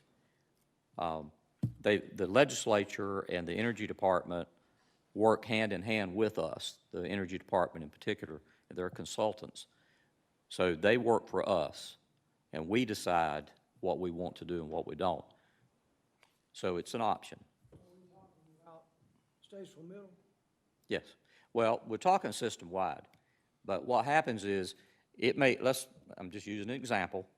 Let's suppose this room cost us $5,000 to do whatever we do to save energy, but we end up saving $10,000. Well, there's an excess there. There's a little extra. Well, if system-wide we were to put in LED lighting system-wide, you know that's going to create savings. But to do that, you got to engineer it. You've got to have contractors that can get in and get it done when you need it done. And you're going to have funding to pay for it all up front. So that is where the difference in doing it in-house with recurring capital and doing it this way, that's where the difference is. The savings are immediate. They happen within a 12-month period instead of a 5-year period. So you've got that savings immediately up front. You get the project done, and you get it done very quickly, and you get it done the way that you would like for it to be done, because we control it. We decide what type of fixture, we decide what companies we want, we decide all that. What this company provides us is engineering services, support services, installation, like a contract. It's like a design-build situation. Well, and I was also, they know where all the rebates are, they were showing us rebates and stuff that Duke Power's got and so-and-so's got, and this company's got this. So, again, I think we're looking right now, do we want to continue to look at this? We're not locking ourselves in. Kenny wants to bring in. I'd like to bring in the Energy Department from Raleigh. And they'll come consultant. in and look at this and review it, and then they'll give us a recommendation. I certainly, the more I've read and looked at these, the more interesting this seems to be. I know, Ken, you talked early on, we were talking about build and lease back, that we're not really able to do, but some systems can. There are all sorts of methods out there now of getting things financed, and we sometimes you just have to look outside the normal way. And I think we do have these people will give you some information on their previous jobs. Perhaps you'd need to share, again, that was shared with us at the meetings, perhaps you need to share that with send that information to the board members that weren't there. This is going to come for a vote to continue just for Kenny to go ahead and contact Department of Energy, bring them in, and then he'll be coming back to us every step of the way. Right. Something that we'll do, and we'll keep it very transparent. We want everybody to know what's going on. Dr. Miller, Yes, sir. who certifies these companies to say that, yeah, they can do that? The state energy and the state clearinghouse, which is their facilities division, These companies apply and they say, yeah, you can do it. qualifications. And nothing is ever as good as it seems, right? Yeah. I'm not in business not to make money, right? They're gonna make money. I mean, that's fine. Yeah. Are they making money off of us? Is that right? I mean, respectfully. If you wanna Builds balance anything for us makes money off of us. Yeah, Let's that's just, right. to balance it off of the savings generated, not a lot, but they're making money. Well, I could save you money right now on hot water. We're already doing that. But if they don't find a way to save us money, then it's not profitable for them But the either. only thing about the hot water, and I know what you're talking about, is the Yeah. tankless water heaters. We're putting those in now. Yeah, but the companies will come out and estimate exactly what you need, and you don't have to pay them anything except for their work. All right, but the problem there is in some of our facilities, like our automotive facility, we have to have hot water all the time, certain degree of water all the time at our eye wash stations. So those heaters run constantly. So here's the bottom line. Save you money. Yeah, here's the bottom line. If you've got the money and the staff to do it in-house, by all means, do it in-house, okay? We don't have the staff, nor do we have the money to do the amount of work that we're talking about without taking the paving out and taking the HVAC equipment out and taking out some of these other things that we're trying to do as well. So it's a, Maybe we're gonna have to put a project on hold, which we've done over the years, have we not? yeah. And, but like I say, is nothing is ever as good as it seems, and nothing is ever as bad as it seems. So, Or here's a way we can pay for the work through the savings, right? I listened to the presentation. I thought it was a very innovative approach. My only question I do want to ask was, what your presentation earlier about finding cost savings in electricity, there's no duplication of effort here. I mean, we're not. I think what the savings would be is using less energy because you're more energy efficient. The audit is more about, the rate you're being charged Fair, right. the billing, Okay. the billing. I Yes, just want to two make sure we different weren't things. duplicating our effort there. Other than that, I'm good. Higher energy efficiency translates, my whole thing on the energy management and all that kind of stuff, the money will take care of itself if I'm using less power. If I'm using less power, less water, less this, less that. Then you save from there on You're out. you're gonna save, and as energy costs accelerate, the sooner you can do that, the better. Because I guarantee you, the cost of water is not gonna be the same today as it will be 5 years from now. So anything we can do to become more energy efficient, replace old equipment, and upgrade our lighting and our energy efficiency is a plus for us. It costs you, yes, it does, Our responsibility is to try to spend our money wisely, yes. get the best bang for our buck, and I think you need to just proceed personally. Would like to see you proceed to, bring in the Department of Energy and start from there and keep us educated as we move on. And if we decide to go with it, once a performance contract has been written and we look it over, then we make that decision there. But it just behooves us to move forward right now. I don't see any, To us now. Absolutely. At some point, there will be a point where we do have to sign a contract, there will be cost involved. That's where we can say, well, we've got enough information that this is the right way to go, or, We have the information right now to make an informed Right. decision. Let's move forward. So I have a question. So this model's been in place for some time in North Carolina, is that correct? So there's, not this specific model. okay. They've updated and they've changed it over the last 6 or 8 years, roughly. Okay, so we have 6 or 8 years of school systems that have been using Yes. this as a tool for some of their capital projects. So it should be pretty easy for us to talk to these people and say, hey, is this working for you or not? And that should be pretty straightforward. Well, one of the things, and Rowan County is one that has used it, and I have talked to Anthony Van, who is my counterpart there, and they're actually looking at doing a second round because they were that pleased with the results. So, And yeah, that's what I asked. I believe you've got a list of yeah, we've that Kenny can checked with some others. contact from them. But again, we're at the point, are we going to go on and do We it? need to move forward Okay. and we need to move forward and start at the next step because I think like we need to look at alternatives to Right. get these And I projects want to done be and save sure money. that in this process, that you guys are intimately involved in that process and have questions and anything that happens or anything you'd like to know about, we'll get you information on it. Well, I personally can't wait to find out what USI, IGA, and A, B, and C are. I mean, I got baited, bro, I'm just can't stand it. Mr. Kelly, the reason for that was just to let you know that the process is long and involved. It must be. Definitely get that information as we move forward. And Kenny's done a good job of trying to include us Yeah. to come to the meeting. So, I suggest when he's got one, you come to it if you can. So, Last thing, down the road, when do you pick who we're going with? I know we have one gentleman here, we have 2 different companies here now. When do you bring it to us to decide on who's gonna be the Well, commissioner or this one of gentleman over here? one of the primary things that will happen up front is the RFQ.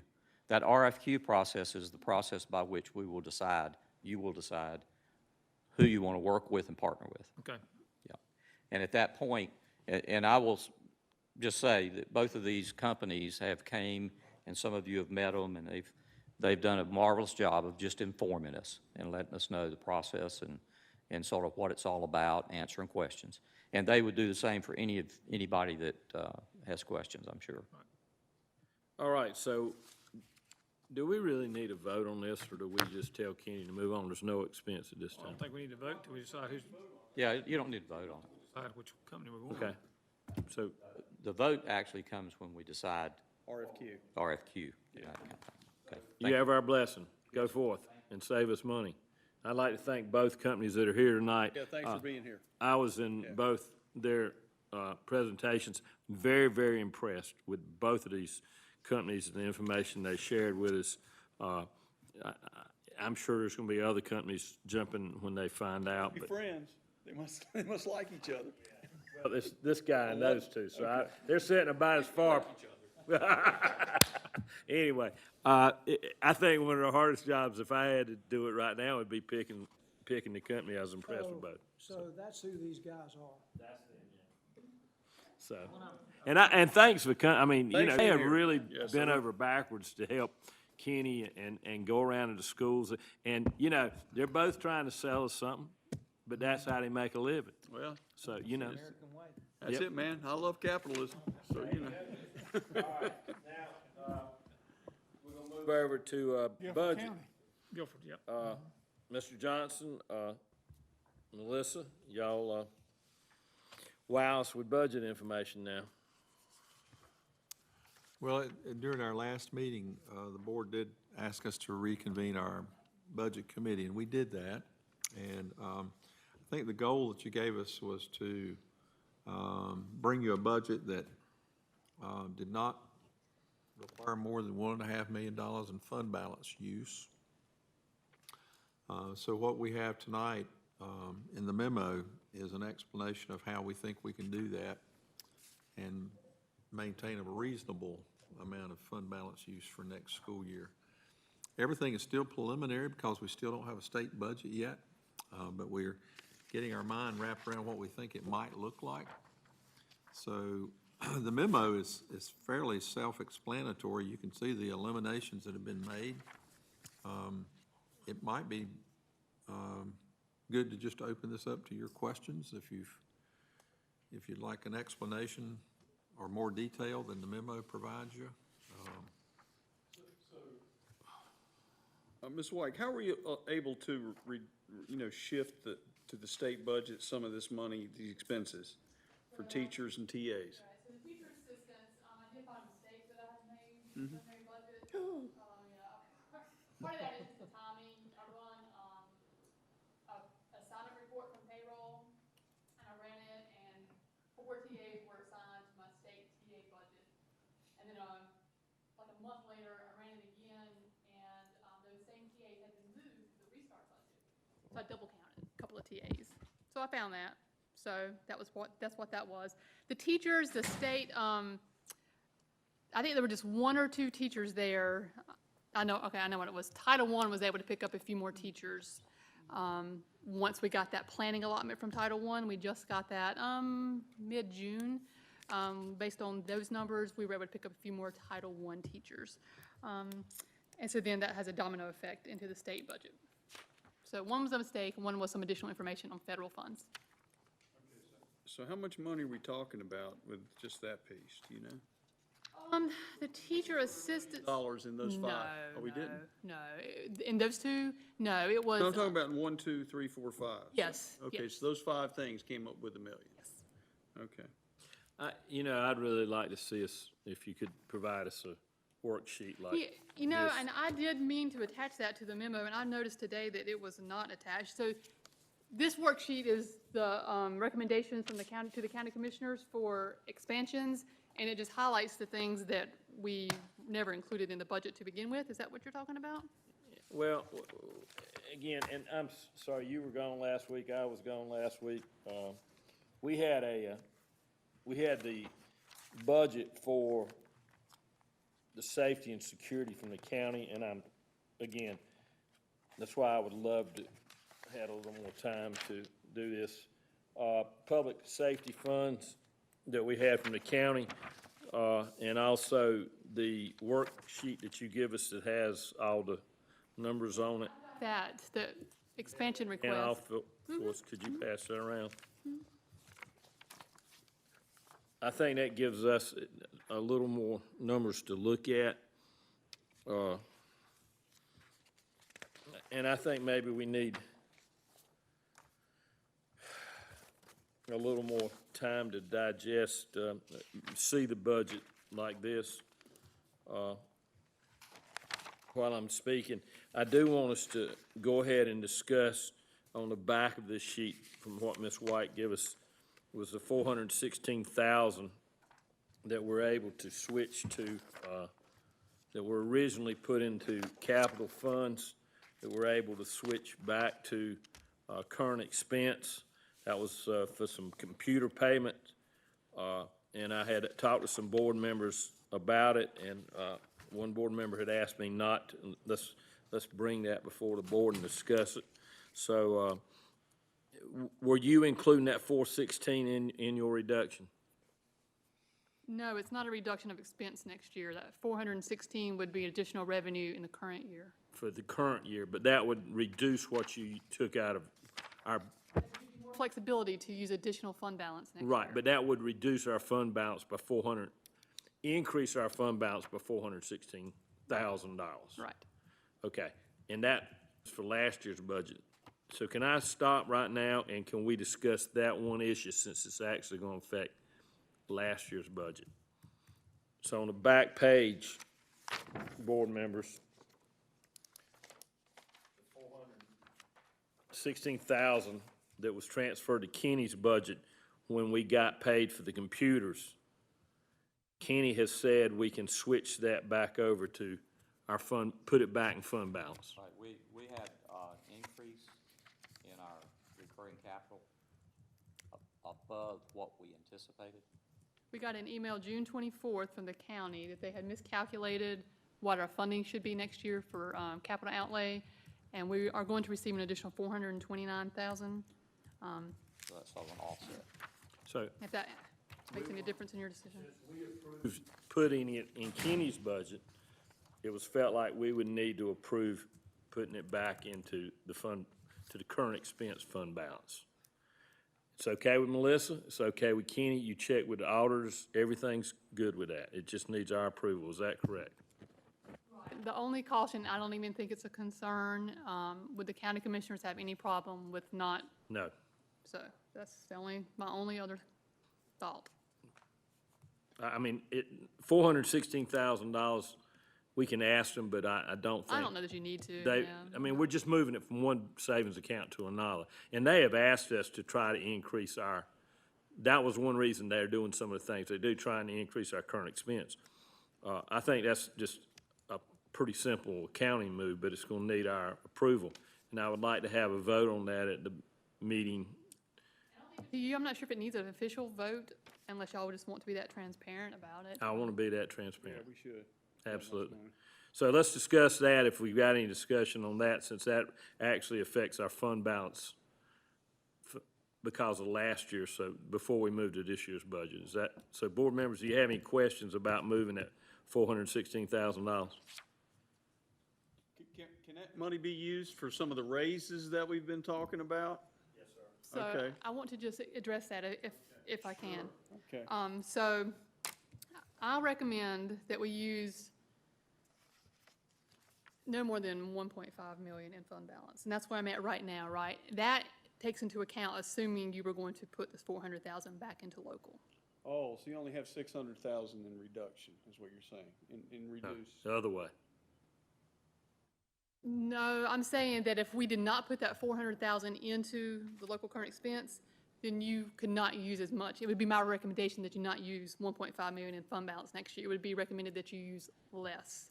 But since I'm saving more in fund balance this year, you've got more flexibility to use more in future years. So I'm already kind of tapped down at where I feel comfortable with. You can always give raises above and beyond what I feel comfortable with, but that 400,000 already puts me at where I would recommend the board be. That's one reason I want to go ahead and get this out front, because are we going to do it or not do it? Because that would, do we move that back to our fund balance is going to be the question. Then we know what fund balance we're working with. And how does that last paragraph make any sense? It's currently projected that the local fund will increase by $500,000 to $900,000. Computers. We used the 1.5, then on the back it says we're going to increase a $500,000. You're talking about two different things. You see the heading here says 18-19 local budget. That's this year. This year, we will save 500 to 900,000, depending on what you do with this $400,000. Because we sold computers for $2.7 million. What have we done with that money? We've used it, all but 500 to 900,000. Instead of using fund balance, we used the computer money, which we all knew about. That's the way the budget was written. Are you following me? Where does our fund balance stand right now? It's about 6.2 million, so then depending on this year's activity. If we put, that's not including the 400,000. That's not including So if any we put the activity from this 400,000, year. you're looking at about 6.6 million. The 6.2 includes no activity from this year. That's where you ended last year. So it's gonna go, what, $500,000 to $900,000. Okay, not including the 416. 416. So not we could including- actually go up 1.1 to 1.3. Yeah. Oh, that's where the water's This at. 500,000, that's why you I have got a you. $400,000 range. I got you. There's something behind you. Yeah, I just realized where it was. Yeah. But again, I'm trying to narrow us down to one little step at a time. I'm trying to see Yes, where I we're at with understand. the 416. Yes. Do we have any objections to moving that back to our fund balance? Charles? With that? Okay, so you can assume that we're gonna move that back next Right. Monday night. I don't like assuming, but that's what I'm hearing. And I will just go back to a little bit what we were discussing with the bus driver pay earlier. It was recommended as part of an expansion item to the county commissioners that you give bus drivers a raise. That raise was a two-step bump on the pay scale. That is in this budget. It's 32 cents an hour is what it comes down to, but that is in this budget. So that's if we do nothing, it's already there. Already recommended in next year's budget. Now, I want it to be clear that our classified people do move up the scale now, because that was changed. Every 5 years. No, we did that. Okay. The local did that. We did that, so every 5 years they move up two steps. So For state raise on that they top get. of whatever state. So we are giving them raises every 2 years, Above and beyond what the state gives above them. and beyond what the Yes. state does. So, behind the state. oh, we're behind, but I'm just saying, you know, people are saying we're not giving them any raises. We are. It's Well, not enough, but, so that's, now, your original budget showed 2% is what you were expecting the state. We still don't know what the state's gonna do. You still putting 2% in there? Well, if you'll see that one paragraph, it talks about the fact that the benefit costs in the projected budget are more than what was in my preliminary budget, but conversely, raises are less than what are in the preliminary budget. So the two could kind of wash. Answer your question. Yes, I still am at 2%, but I'm not going to adjust it until the state has a final budget. I mean. We can expect that budget in the fall sometime. Where my preliminary budget is, I think it's going to be very close for Okay. raises and benefit cost increases combined.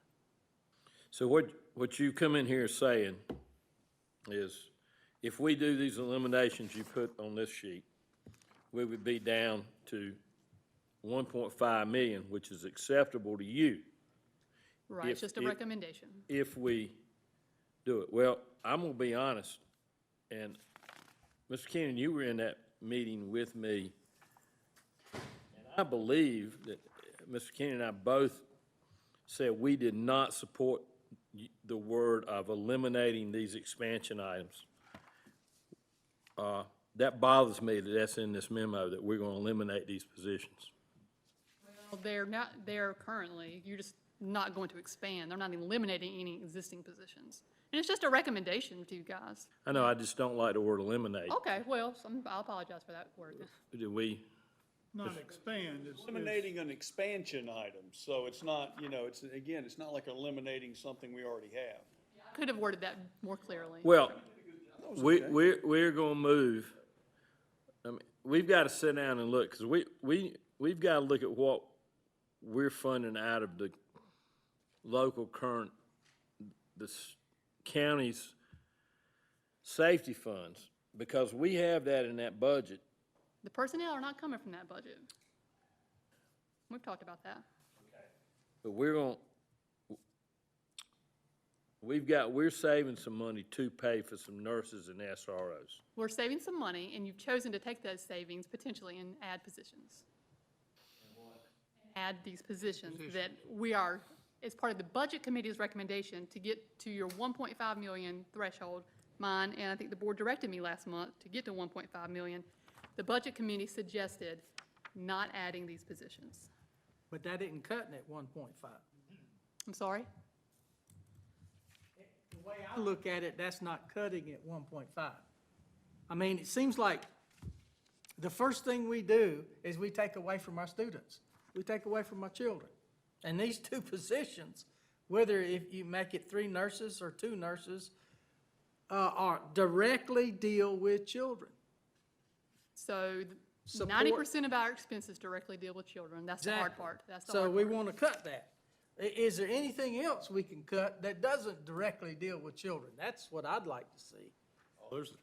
Well, $1 million is a lot of money to come up with that. It is. And if you don't want to touch children, because you have utilities, and that's what we talked about, so we're working towards trying to reduce that, but it's not going to be happening next year. But is there any other things we could cut? You tell me. Let's look at those. You might not like what I say. Let me look at this just a second, okay? And I look at the overall thing. You're trying to go from 2.5 to 1.5, correct? Yes. Okay. Now I look at, there are 4 positions there. 3 nurses, 1 SAP. Now, unless we're paying them an exorbitant amount of money, that's not $1 million. Right, so that's why you have some other bulleted items listed down there. But those items there, the nurses and the SAPs, my opinion, I'm picking up other opinions too, are essentials that we have talked about over and over and over and over and over again. So, since it's not, that's not gonna take the million, I don't wanna take those out at all. It's always an option. Now, just remember that we got the Gear Up grant last year. We talked about this last month. So you have already added SAPs. You added one from your local current expense budget this year, and the Gear Up grant added 2 or 3 more. So you've already expanded these student services positions with, this just goes above and beyond, and we need to do as much as we possibly can, but we've applied for more grants. The state budget may have additional funds available to add student support positions. So there's still possibility to add more positions. It's almost like the budget committee is recommending just taking a step back for now. There are some unknowns in our budget that we will not know right now. You know, we're building in 10% growth in charter school expenses. We may not have 10%. That's based on our historical increases. I've just talked to you last month about the technology funding from the state. I honestly have no way of projecting what that's going to be. This year was $300,000 more than I thought. It was $300,000 more than we got the previous year. So I have conservatively budgeted that back to that conservative amount of $250,000. But you could get a $300,000 surprise again in technology funding. So there are just variables. A budget is just your best guess at this given point in time. So you could look at your budget in November and say, we have some positives and we have room to add these positions. And just go from, that instead of just assuming that you're not going to be able to add them at all. You could just hold back a little bit. I think that's good advice. But Mr. Chairman, Mr. Johnson, it's not popular, but I would like for you to look at the 125 vehicles that you have for school people, the 2 mechanics that keep those 125 vehicles on the road, and see if there's any savings you could do there. I also think that the 10, is it the blended learning? 10 blended learning, is that right? The 10 we have, those are certified teachers. We can put those people back in the classroom. I'd like for you to look at the membership you have in certain groups to see if you need to be in those groups, absolutely need to be, and see if there's a savings there. Those are some things I'd like for you to look at. I don't want to see anybody lose their job, but putting blended learning people back in the classroom, since they're all certified teachers, they wouldn't be losing their job. So, and that's a position, as you know, that was state-sponsored, and then they cut the funds, as they usually do. And so, we have a position to put those people in. Even if it's an extra position, I would be willing to pay for that and save money if possible. So those are some things I'd like for you to look at. I worked on, met with, cut off here. I met with Ricky Adams I asked him to run some information. I've got, like I said, I've been out of town. I'm gonna forward this information to everyone. I was gonna run it off, but the coloring on some of this is, will not lend to being run off. I'll send you guys this, sometime this week. I'll try to do it tomorrow. I meant to do it Sunday. This just didn't happen, when I got back in town. So I've had him look at this, and I've done some research on where the ownership of vehicles versus paying mileage. I suggest that anybody, if you go back and look, it's kind of, some like it, some don't, some's valuable, some's not valuable. That could be a whole nother discussion item, but, Bill, I'll share this with you. Okay. And, because, I'm assuming that 125 vehicles you're referring to includes maintenance? I mean, you have to have maintenance vehicles. What I'm saying is, do we have to have all of them? Just understand, I think that you'd have to have, I mean, they got to have, We don't. have to hold their tools, their ladder, you know, that kind of, I yeah. mean, we have vehicles for our I'm not maintenance talking staff. about your trucks. I'm talking about cars. well, don't think we have these 100. vehicles, I've got a list of the vehicles. This is all trucks. The vast majority of our, Trucks Yeah, serve a purpose. we've got, yeah, that's what I'm saying. If you get through this information, you can see what's, and then a lot of the cars are driver's ed cars, which is not paid, that's paid out of They another buy fund. them, so that's good. Well, then we actually buy a lot of the driver's ed cars to use for our cars. And one thing I'll give Kenny is Kenny's been really good about, we don't buy new vehicles. We buy vehicles, low mileage, vehicles that we actually pay less than, what we could buy on state contract, and we actually can get more for them when we resell them because they're really a little better vehicle. Came up with that number, 125, because that's what I was told by the bus garage, that we had 125 cars. No, cars. Okay, that's not transferring, true. 'cause I'm just, You're wrong. yeah, I think he was. This is what I was yeah. told. I think when he said cars, he meant vehicles, yeah. Yeah, no, I've got this for you. And like I said, I was gonna send it. I didn't know we were gonna talk about it tonight, so I didn't, but I can get it sent to you. What I'm saying is, I'm trying to say, is there another way that we can cut the budget? Well, I know 1.5 million is a lot of money, but is there another way we can cut the budget? And I think looking at alternatives like that, we had talked about those blended learning people, I think, several times before, and we had said, yes, it was a state thing, and they paid for them, and now Iredell-Statesville Schools paying for them. I'm not gonna comment on the value, but what I am saying is, if we put those people back in the classroom, they still would have a job, but yet, that might be a savings. Cut 5 last year. I So knew we we did are, that. and maybe we need to look at cutting 5 more or doing away with them. Dr. Taylor's not here to defend her people, so, Paige, I would like to add that some of those blending coaches are out of another source of money that if you got rid of them. some of them couldn't are, go some and of them are hire out grants, and that's something else we You would have have to to, yeah. be, and federal, Yeah, funds. And so keep in mind that we also don't want to absolve all of our, promotion opportunities for teachers either, because all of those individuals probably would not go back in the classroom here. They might even go somewhere else. And so I know we have a number that are paid out of other funding sources too, so. Well, I think that's one of the things that we've just gotten to look for other funding sources, exactly what we were doing with the performance contracting, trying to find other ways, and that was one of the things about the performance contracting, is we're gonna get to shift some money to our current expense.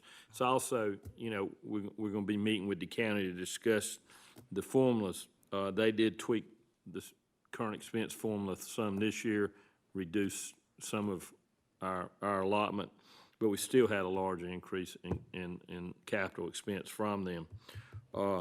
It's all a very complicated thing. I think what Mr. Howe's saying, I think everybody on this board agrees. We need to turn over every leaf we can to see where we can save some money. Well, I appreciate you saying, I think we need to start thinking about where we can increase our revenue versus always having to talk about where we can cut expenses. I think we It's do. tough because we're I in- think, you know, School tax, that'd be all right. but here's the big thing, here's the bottom line. If the state and feds would quit telling us how we have to spend our money, we'd be a lot better off. Because they mandate, it's constantly from the state, mandates of how we spend our money and how we run things. Now they're telling us what credits we're supposed to give kids, that we've got to give them an art credit, we got to give them another social studies. I mean, if the state would just get off our backs and the feds get off our backs and let us spend the money like the local people want it spent, we'd be a whole lot better off. So that's what's disgusting to me.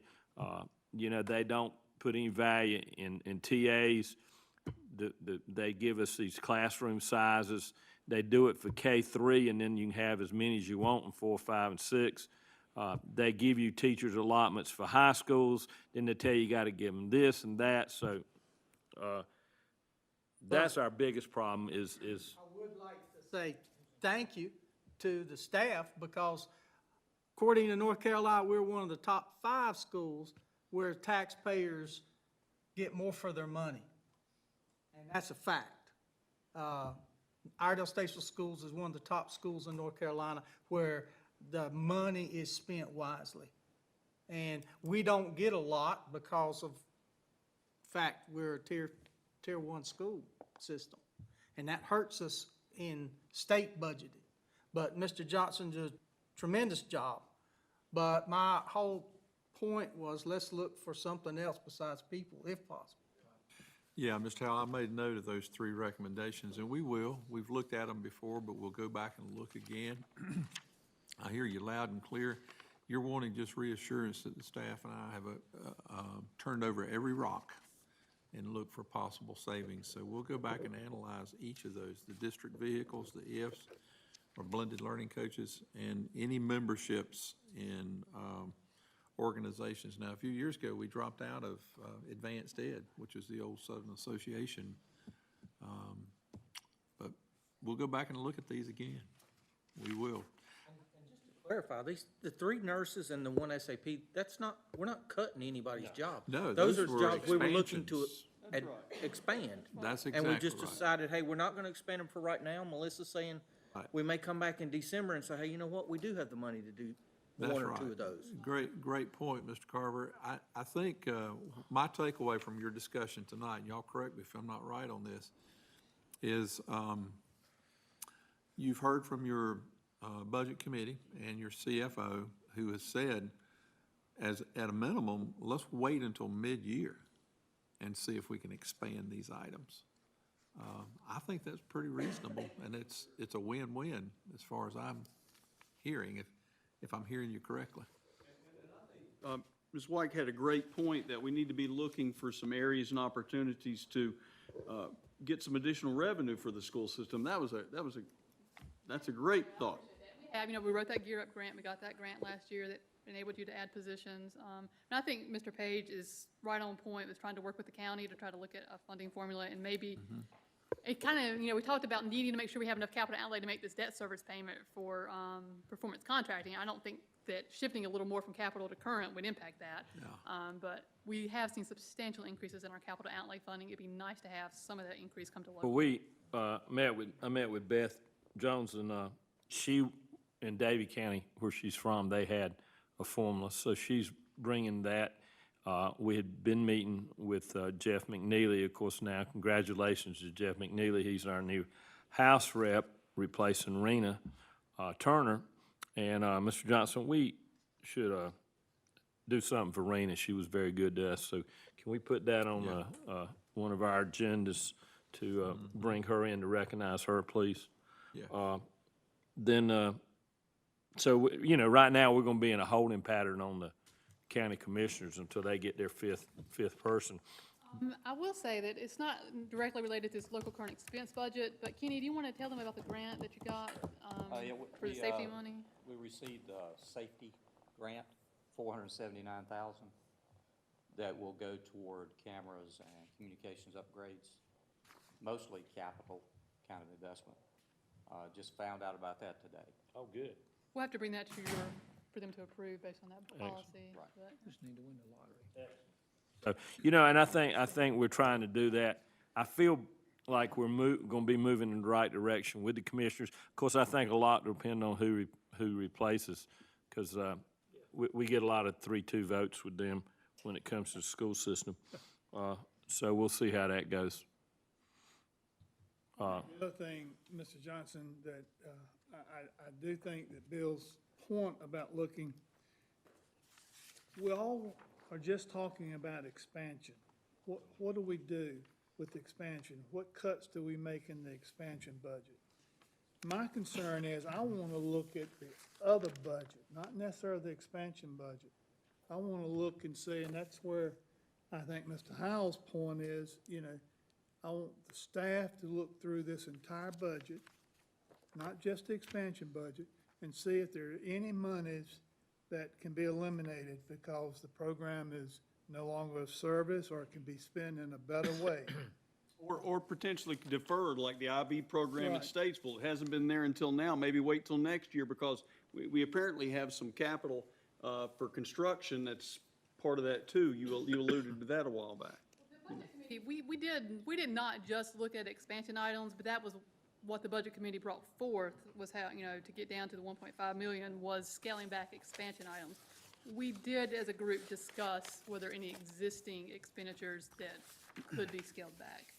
Well, and I made a point to it in an email to Mr. Kennington, that sometimes, these people that are on the committees are sometimes the beneficiaries of the funding. So sometimes we're not getting an objective, getting objective input into that. So so I think we need to look at that and consider that when we're looking at these budget items and the people who are on these committees. I understand that. And I could also argue the converse, that it would be good to get the impact from the people, the feedback from the people that could be impacted by cuts. So I can see it both ways. Well, I appreciate the fact that, we are now have some board members on the committee, so hopefully that, allows a little more insight from us, on these. I do think, it's a constant look for ways we can save, and I think it's a constant look for ways we can increase. At this time. Mr. Chairman, can I just one? Absolutely. I'm gonna keep asking it. I apologize, I had to leave, but you said you got a grant for some cameras and some security. When are we going to be able to get these cameras? Meeting in the morning at 10 o'clock. Meeting in the morning at 10 o'clock? Okay.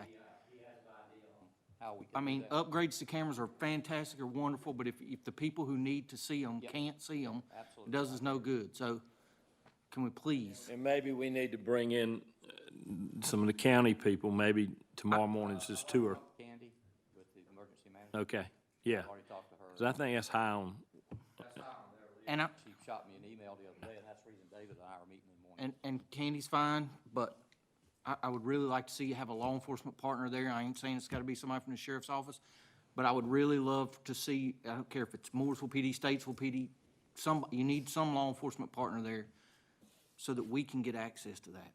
Yeah. Please. Yeah, we're trying to get, David and I talked about this. He was sort of hitting the ground running when he came in, so we're working on that. Welcome, Hopefully we David. can- We're glad to have you. Our target is to get it done sooner rather than later. and 4 years ago, 10 years. Working on 10 years, I'm Working on I'm 10 years, and this is the closest we've ever come. ridiculous. Kenny. But, that's not your fault. I'm not saying that's ridiculous to you, but I'm gonna keep asking about it because I really feel like that is a priority issue that we've got to get resolved. Yeah, no problem. 4 years ago at the live shooter drill we had at West Iredell, and I was one of the observers, and that was the first thing that comment I had was the first two officers walked into an ambush, and that we had cameras available, would have told them exactly where the gunman was at. But they couldn't see those cameras. That is, I agree, Todd. That's life and death right there. And it's not gonna work for Candy at Ecom to be able to see it if we can't communicate that It to the can't go field. back to the We officers, want see it it. to be open to the law enforcement officers too. Right. That's always been the plan. And it's been a technical issue. We won't go any further than that. But I think we've ironed that out. Thank you. Thank you for keeping that iron poked, and please I'm gonna continue, keep please poking it. continue to poke that iron. It might be your life, right? Well, you can't never tell. You know, so, and our officers do put their lives on the line Didn't for the us. sheriff take over one wing of that telecommunications center because of? We have a representative on the governance board. Yes, we have several representatives there. Okay, any other, on budget recommendations? Is there an action item on the 416, the They're capital? gonna Yes, vote next Monday. meeting, we would like to vote to approve that. There are Melissa, have there's a- that written up, nice little cute memo for us. So there's one point I want to make, just because I feel like it, and then if you'll indulge me, and then there's one clarification I need. Back to Mr. Kennington's comment about trying to find cuts from existing expenses. I think just as a reminder, over the years, how much we have cut. Just as an example, my staff, I have 2 less people on staff than when I started 10 years ago. HR has less people on staff than when they started, or, 10 years ago. ADR has less OSPs. So we have less instructional support people. With the blended learning coaches or the IFs, we have less instructional technology people. We have really made efforts to cut, and that's why it's so hard for us to continue to find reductions, because we feel like we have really looked hard. But we will obviously, and we always, every year, look. And we've cut, in the PR, we principals. cut one position. And I guess I always bring up what we have done, like give raises to our classified people. Exactly, I appreciate We, that, yes. we have cut, and we have cut, and we've cut. I don't think we get credit for that. Yes. that's why I People wanted to look at bring it us up. and say, oh, you're spending this much money, you're spending all this money. We gave back a quarter-cent supplement. I know it doesn't sound like a lot, but it's baby steps, right? And we did, like you said, we put in that plan for classified staff. So I think the board has done exceptional in tough circumstances. We've had. This year is a tight squeeze. I really think we are going to make some, hopefully, headway in increasing. Again, we're in a lot of this bind because of that quarter-cent sales tax not going through. Yeah. We need money. We still haven't give our teachers back their supplement. We still got a lot to do, and Absolutely. but we have made, and capital's made a tremendous amount of headway. So. Lots of positive has happened. I think we're seeing the light at the end of the tunnel unless the economy goes bad again. When that happens, all bets are off. And Mr. Chairman, I want to take ownership of something. I apologize, Ms. No, go White. ahead. Because I have told several people that we've not given our classified employees raises. I had heard that at several meetings, and if I've It's spoken out of told, turn, I yeah, apologize. we hear that all the for time. that, That's because why. I have been saying that to several people, that we needed to advance that cause for our folks, so We can always do more. We want to Oh, do absolutely, more. we need to do more. if I put that out there in error, And I then apologize for that. that year that we gave, when we implemented that 2-step bump every 5 years, that same year, we readjusted our pay tables, put everyone on an appropriate step, and included in that a 2% raise. Yeah, so we Locally. moved them to the appropriate steps, plus 2%, plus 2 steps every longevity 5 years. So we actually done pretty good with them, and that was what, 3 years ago? 3 years ago? 3 I years think? ago. Yeah, I So, think 3 years ago. we did do a lot for them 3 years ago. Now, do we need more? Absolutely. We've got one of our things we've got to address is our licensed classified employees, the HVAC people. We're gonna have to look at some scales, bus mechanics, people that are having to be certified in certain areas, licensed in certain areas. We're getting killed. Well, Charlotte Meck offering our mechanics $12,000 more than we can offer. So we do have some areas to look at, but again, we've got to have the resources to do it. So, I'm sorry, I know y'all want to get off this. I want to point out in the state budget, do you guys realize that state employees are recommended to get a 2% raise? School employees are recommended to get a 1% raise. Yes, and I also want to say, we need to, when we talk about raises, especially in classified, percentage is not always what you think. We have a lot of very low-paid classified people, they only work 10 months, that, you know, $20,000, well, 1% of $20,000 is $200. The House's version was $500 to everybody, or 1%. I think we probably need to look at, when we talk about raises across the board for classified, we need to be real careful on how we look at that. So that's just throwing that out. Classified raises, if the board is going to do that, we have 12-month classified staff. So if you're not going to decide today what to do, if you do implement a raise, it would be lovely for me, for my staff, but I know that we are a service provider and we will do what we need to do. But it is a lot of work to do retroactive pay adjustments. So Majority of our staff are 10 months, but you got, you know, plenty of 12-month classified staff who will receive a paycheck in So July. we would make, so what you're saying, if we do, we'll make it effective November 1 or October 1? I don't want to sound, I understand. I don't want to be selfish in that. I just want to let you know that if you make it retroactive and we don't have it in place for July, it'll just be some I work. also want to say, I don't know how many people caught the House budget, they were not going to give education employees raises till January. Was gone in the Senate Yeah, version. so it's, you know, it sounds good, oh, we're gonna do this, but we're just gonna do it in January. And also, you have to watch them, some of that is in bonuses, it's not in salary, so it's not, it doesn't continue. So really read the fine print when you're reading the state budget. Of course, we don't have anything to really read. All right, any more budget talk?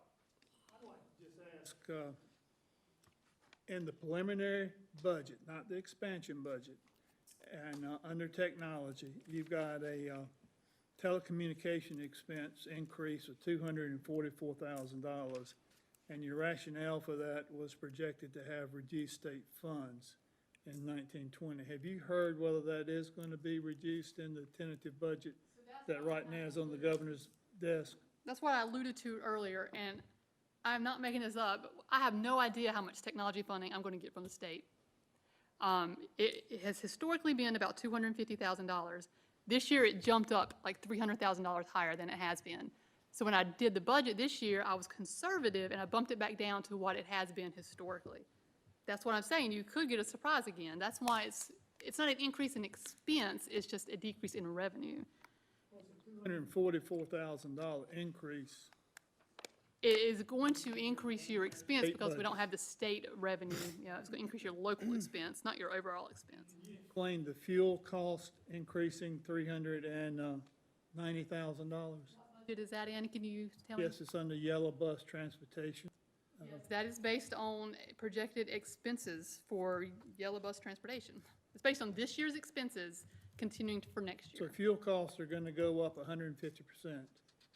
Is that what, that's what you're Local, projecting? You have to look at the state and local combined, and I think that we will have a reduction in our, potentially a reduction in our state budget for efficiency rating dropping. So then you have less of state money to pay those bills, so it has to go to the local budget. And isn't there a way that we can increase the efficiency? And I'm gonna speak to that, because that's something I've been really working on. We've got to sit down and look at a way to increase efficiency. What is killing us is, and I don't have the numbers with me, we can certainly get Kim or Ricky to come over and give us a presentation on it. Speaking with, God, what's the guy in Raleigh, the head man down Kevin there? Harrison or Yeah. Steve Beecham? Harrison.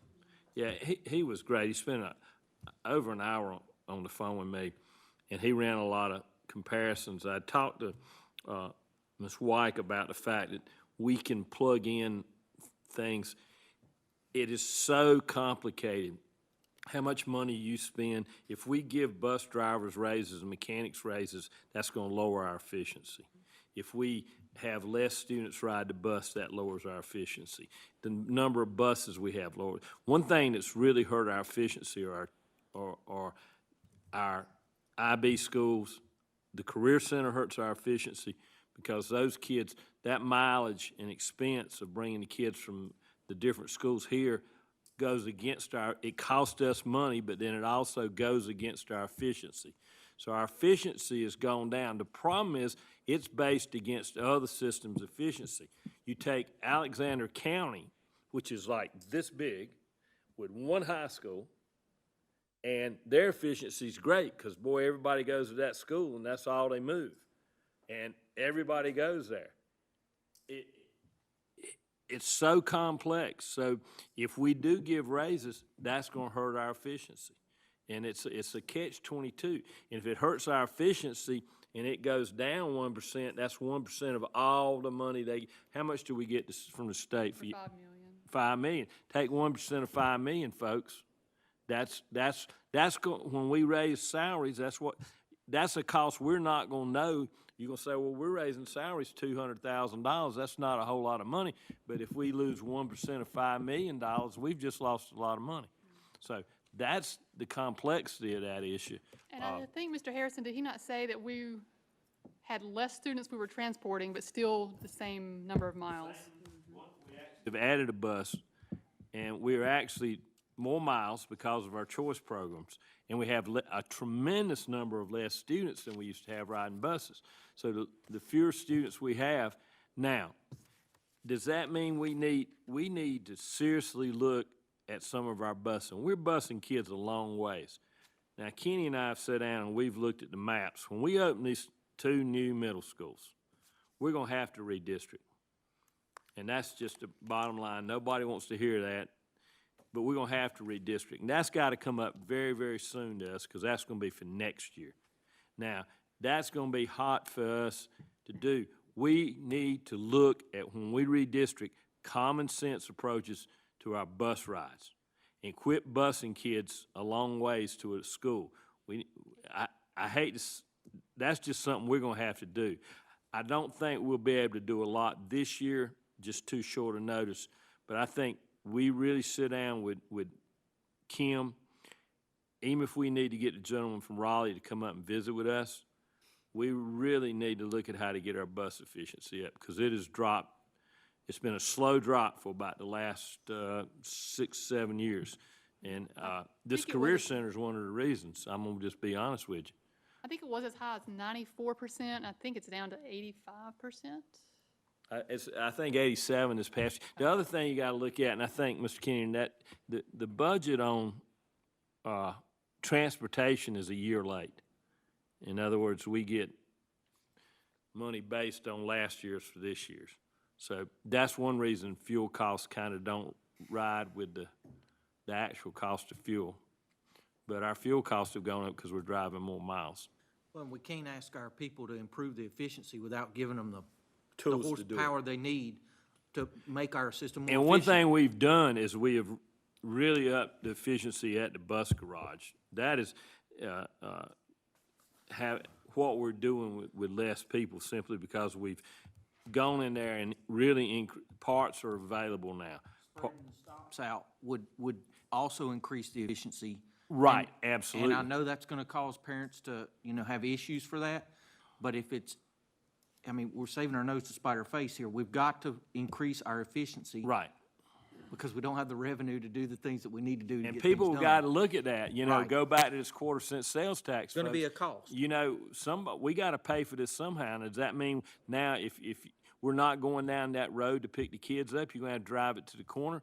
We're going to have to look at some hard questions. There's a cost in everything we do, whether it's in convenience or dollars spent. Yeah. And we're gonna have to give Kim and these other people the power they need And to we got to fix it. look. We've got to seriously look at that. Yes, sir. Could I invoke the Mallory principle and move to the next object? Absolutely. I'm trying to get us off of it, and I keep talking. Do that. All right. Are we through with budget? No, never will be. Well, no, we never will be. All right.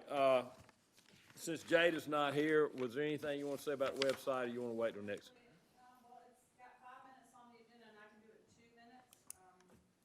Mr. Edwards is gonna pull up the website very quickly for you to see what you think. I plan to go on there today, and of course have not had time. It's great. So just want to let you know that the new website is up and running. We tried to get everything going on July 1, had a few little hiccups, but we should be good internally and externally with our new website. We have been working with a company called Final Site. And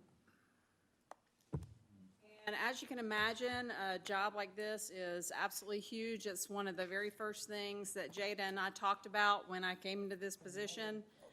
So she and our IT folks have been working, there it is, on our new website for over a year.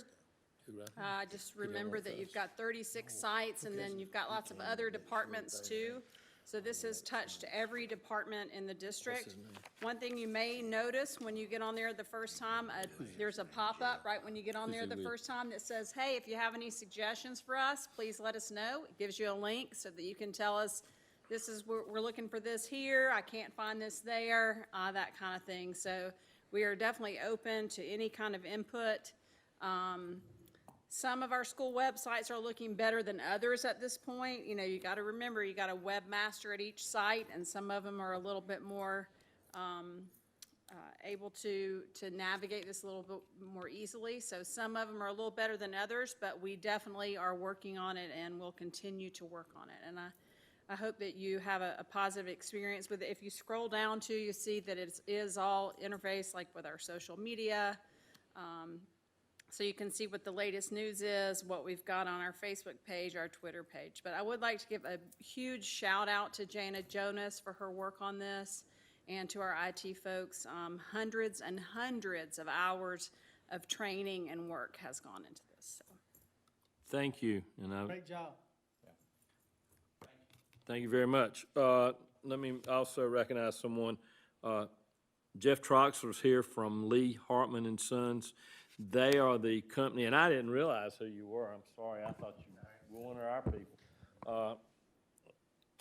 His company's done all this electronics, and I believe the cameras and everything, the microphones. Let's give him a round of applause for all this good work.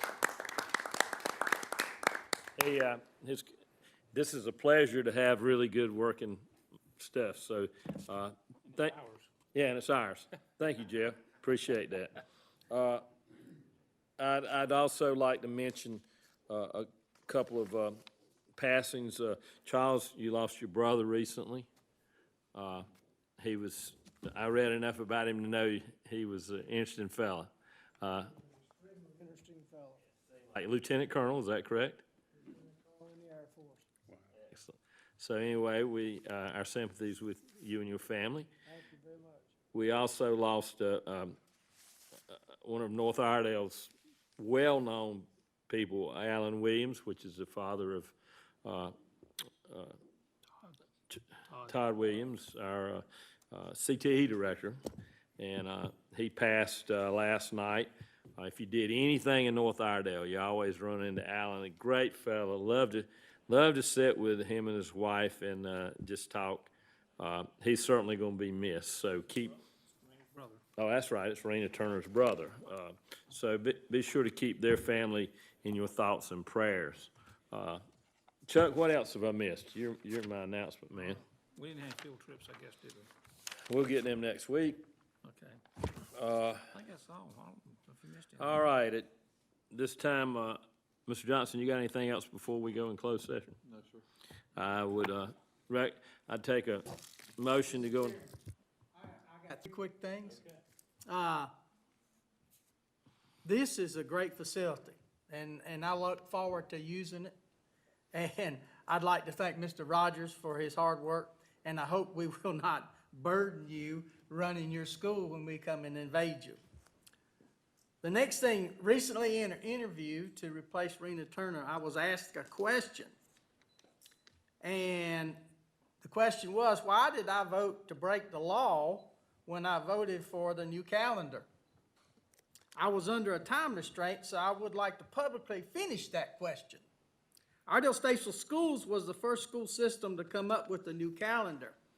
Since that time, 13 other school systems have adopted the idea.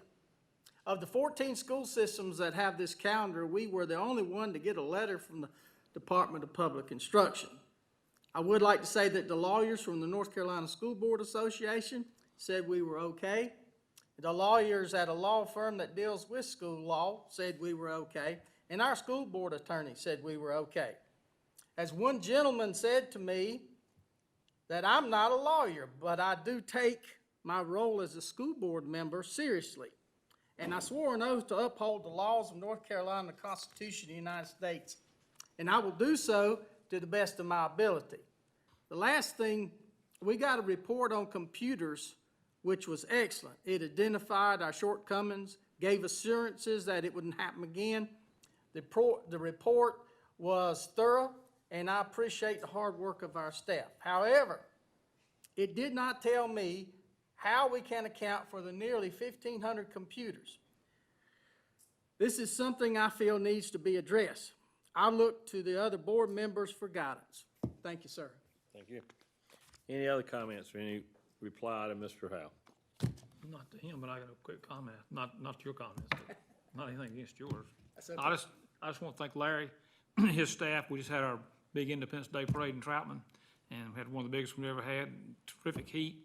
Some people didn't show, but our school system was well represented. Our national champion team from junior ROTC, Colonel Rogers, Tim Ivy, they brought golf carts, brought people. 15 kids came, and those kids were dressed. If you never come, you need to come and see. This is the future of our country. That's the guys and girls, they were there, that's going to keep us protected and safe here. Now, I know we've got 3 other members now on the staff that are military, and I cannot impress you enough to see that. And then Larry's staff came out on a Saturday. 6 people, vehicles. Our Iredell-Statesville Schools was very well represented. I just want to tell you, Larry, y'all did a great job being here, opening it up, and the parade went great, and our kids are great. We got the greatest kids in the world. I'm going to tell you that now. So thank y'all. If you missed it, you were here, you saw it, you missed it, dang it, you need to come back. We got a Christmas parade coming up in December. You can come see it. So thank y'all. And Chuck, you did an excellent job as chairman of the parade. I got here for the last part of it, and congratulations on another job well done. My part's very small. I just want to say how great our school system does this, I'm telling you. No other comments. The chair would entertain a motion to go in closed session for personnel issues. I don't think we'll be, and to protect the attorney-client privileges. Mr. Chairman, make a motion in accordance with General Statute 143-318.11 that we go into closed session to discuss personnel matters and issues of attorney-client privilege. Motion second, go in closed session. Any discussion? All in favor, aye? Aye. Opposed, no. Carries unanimously.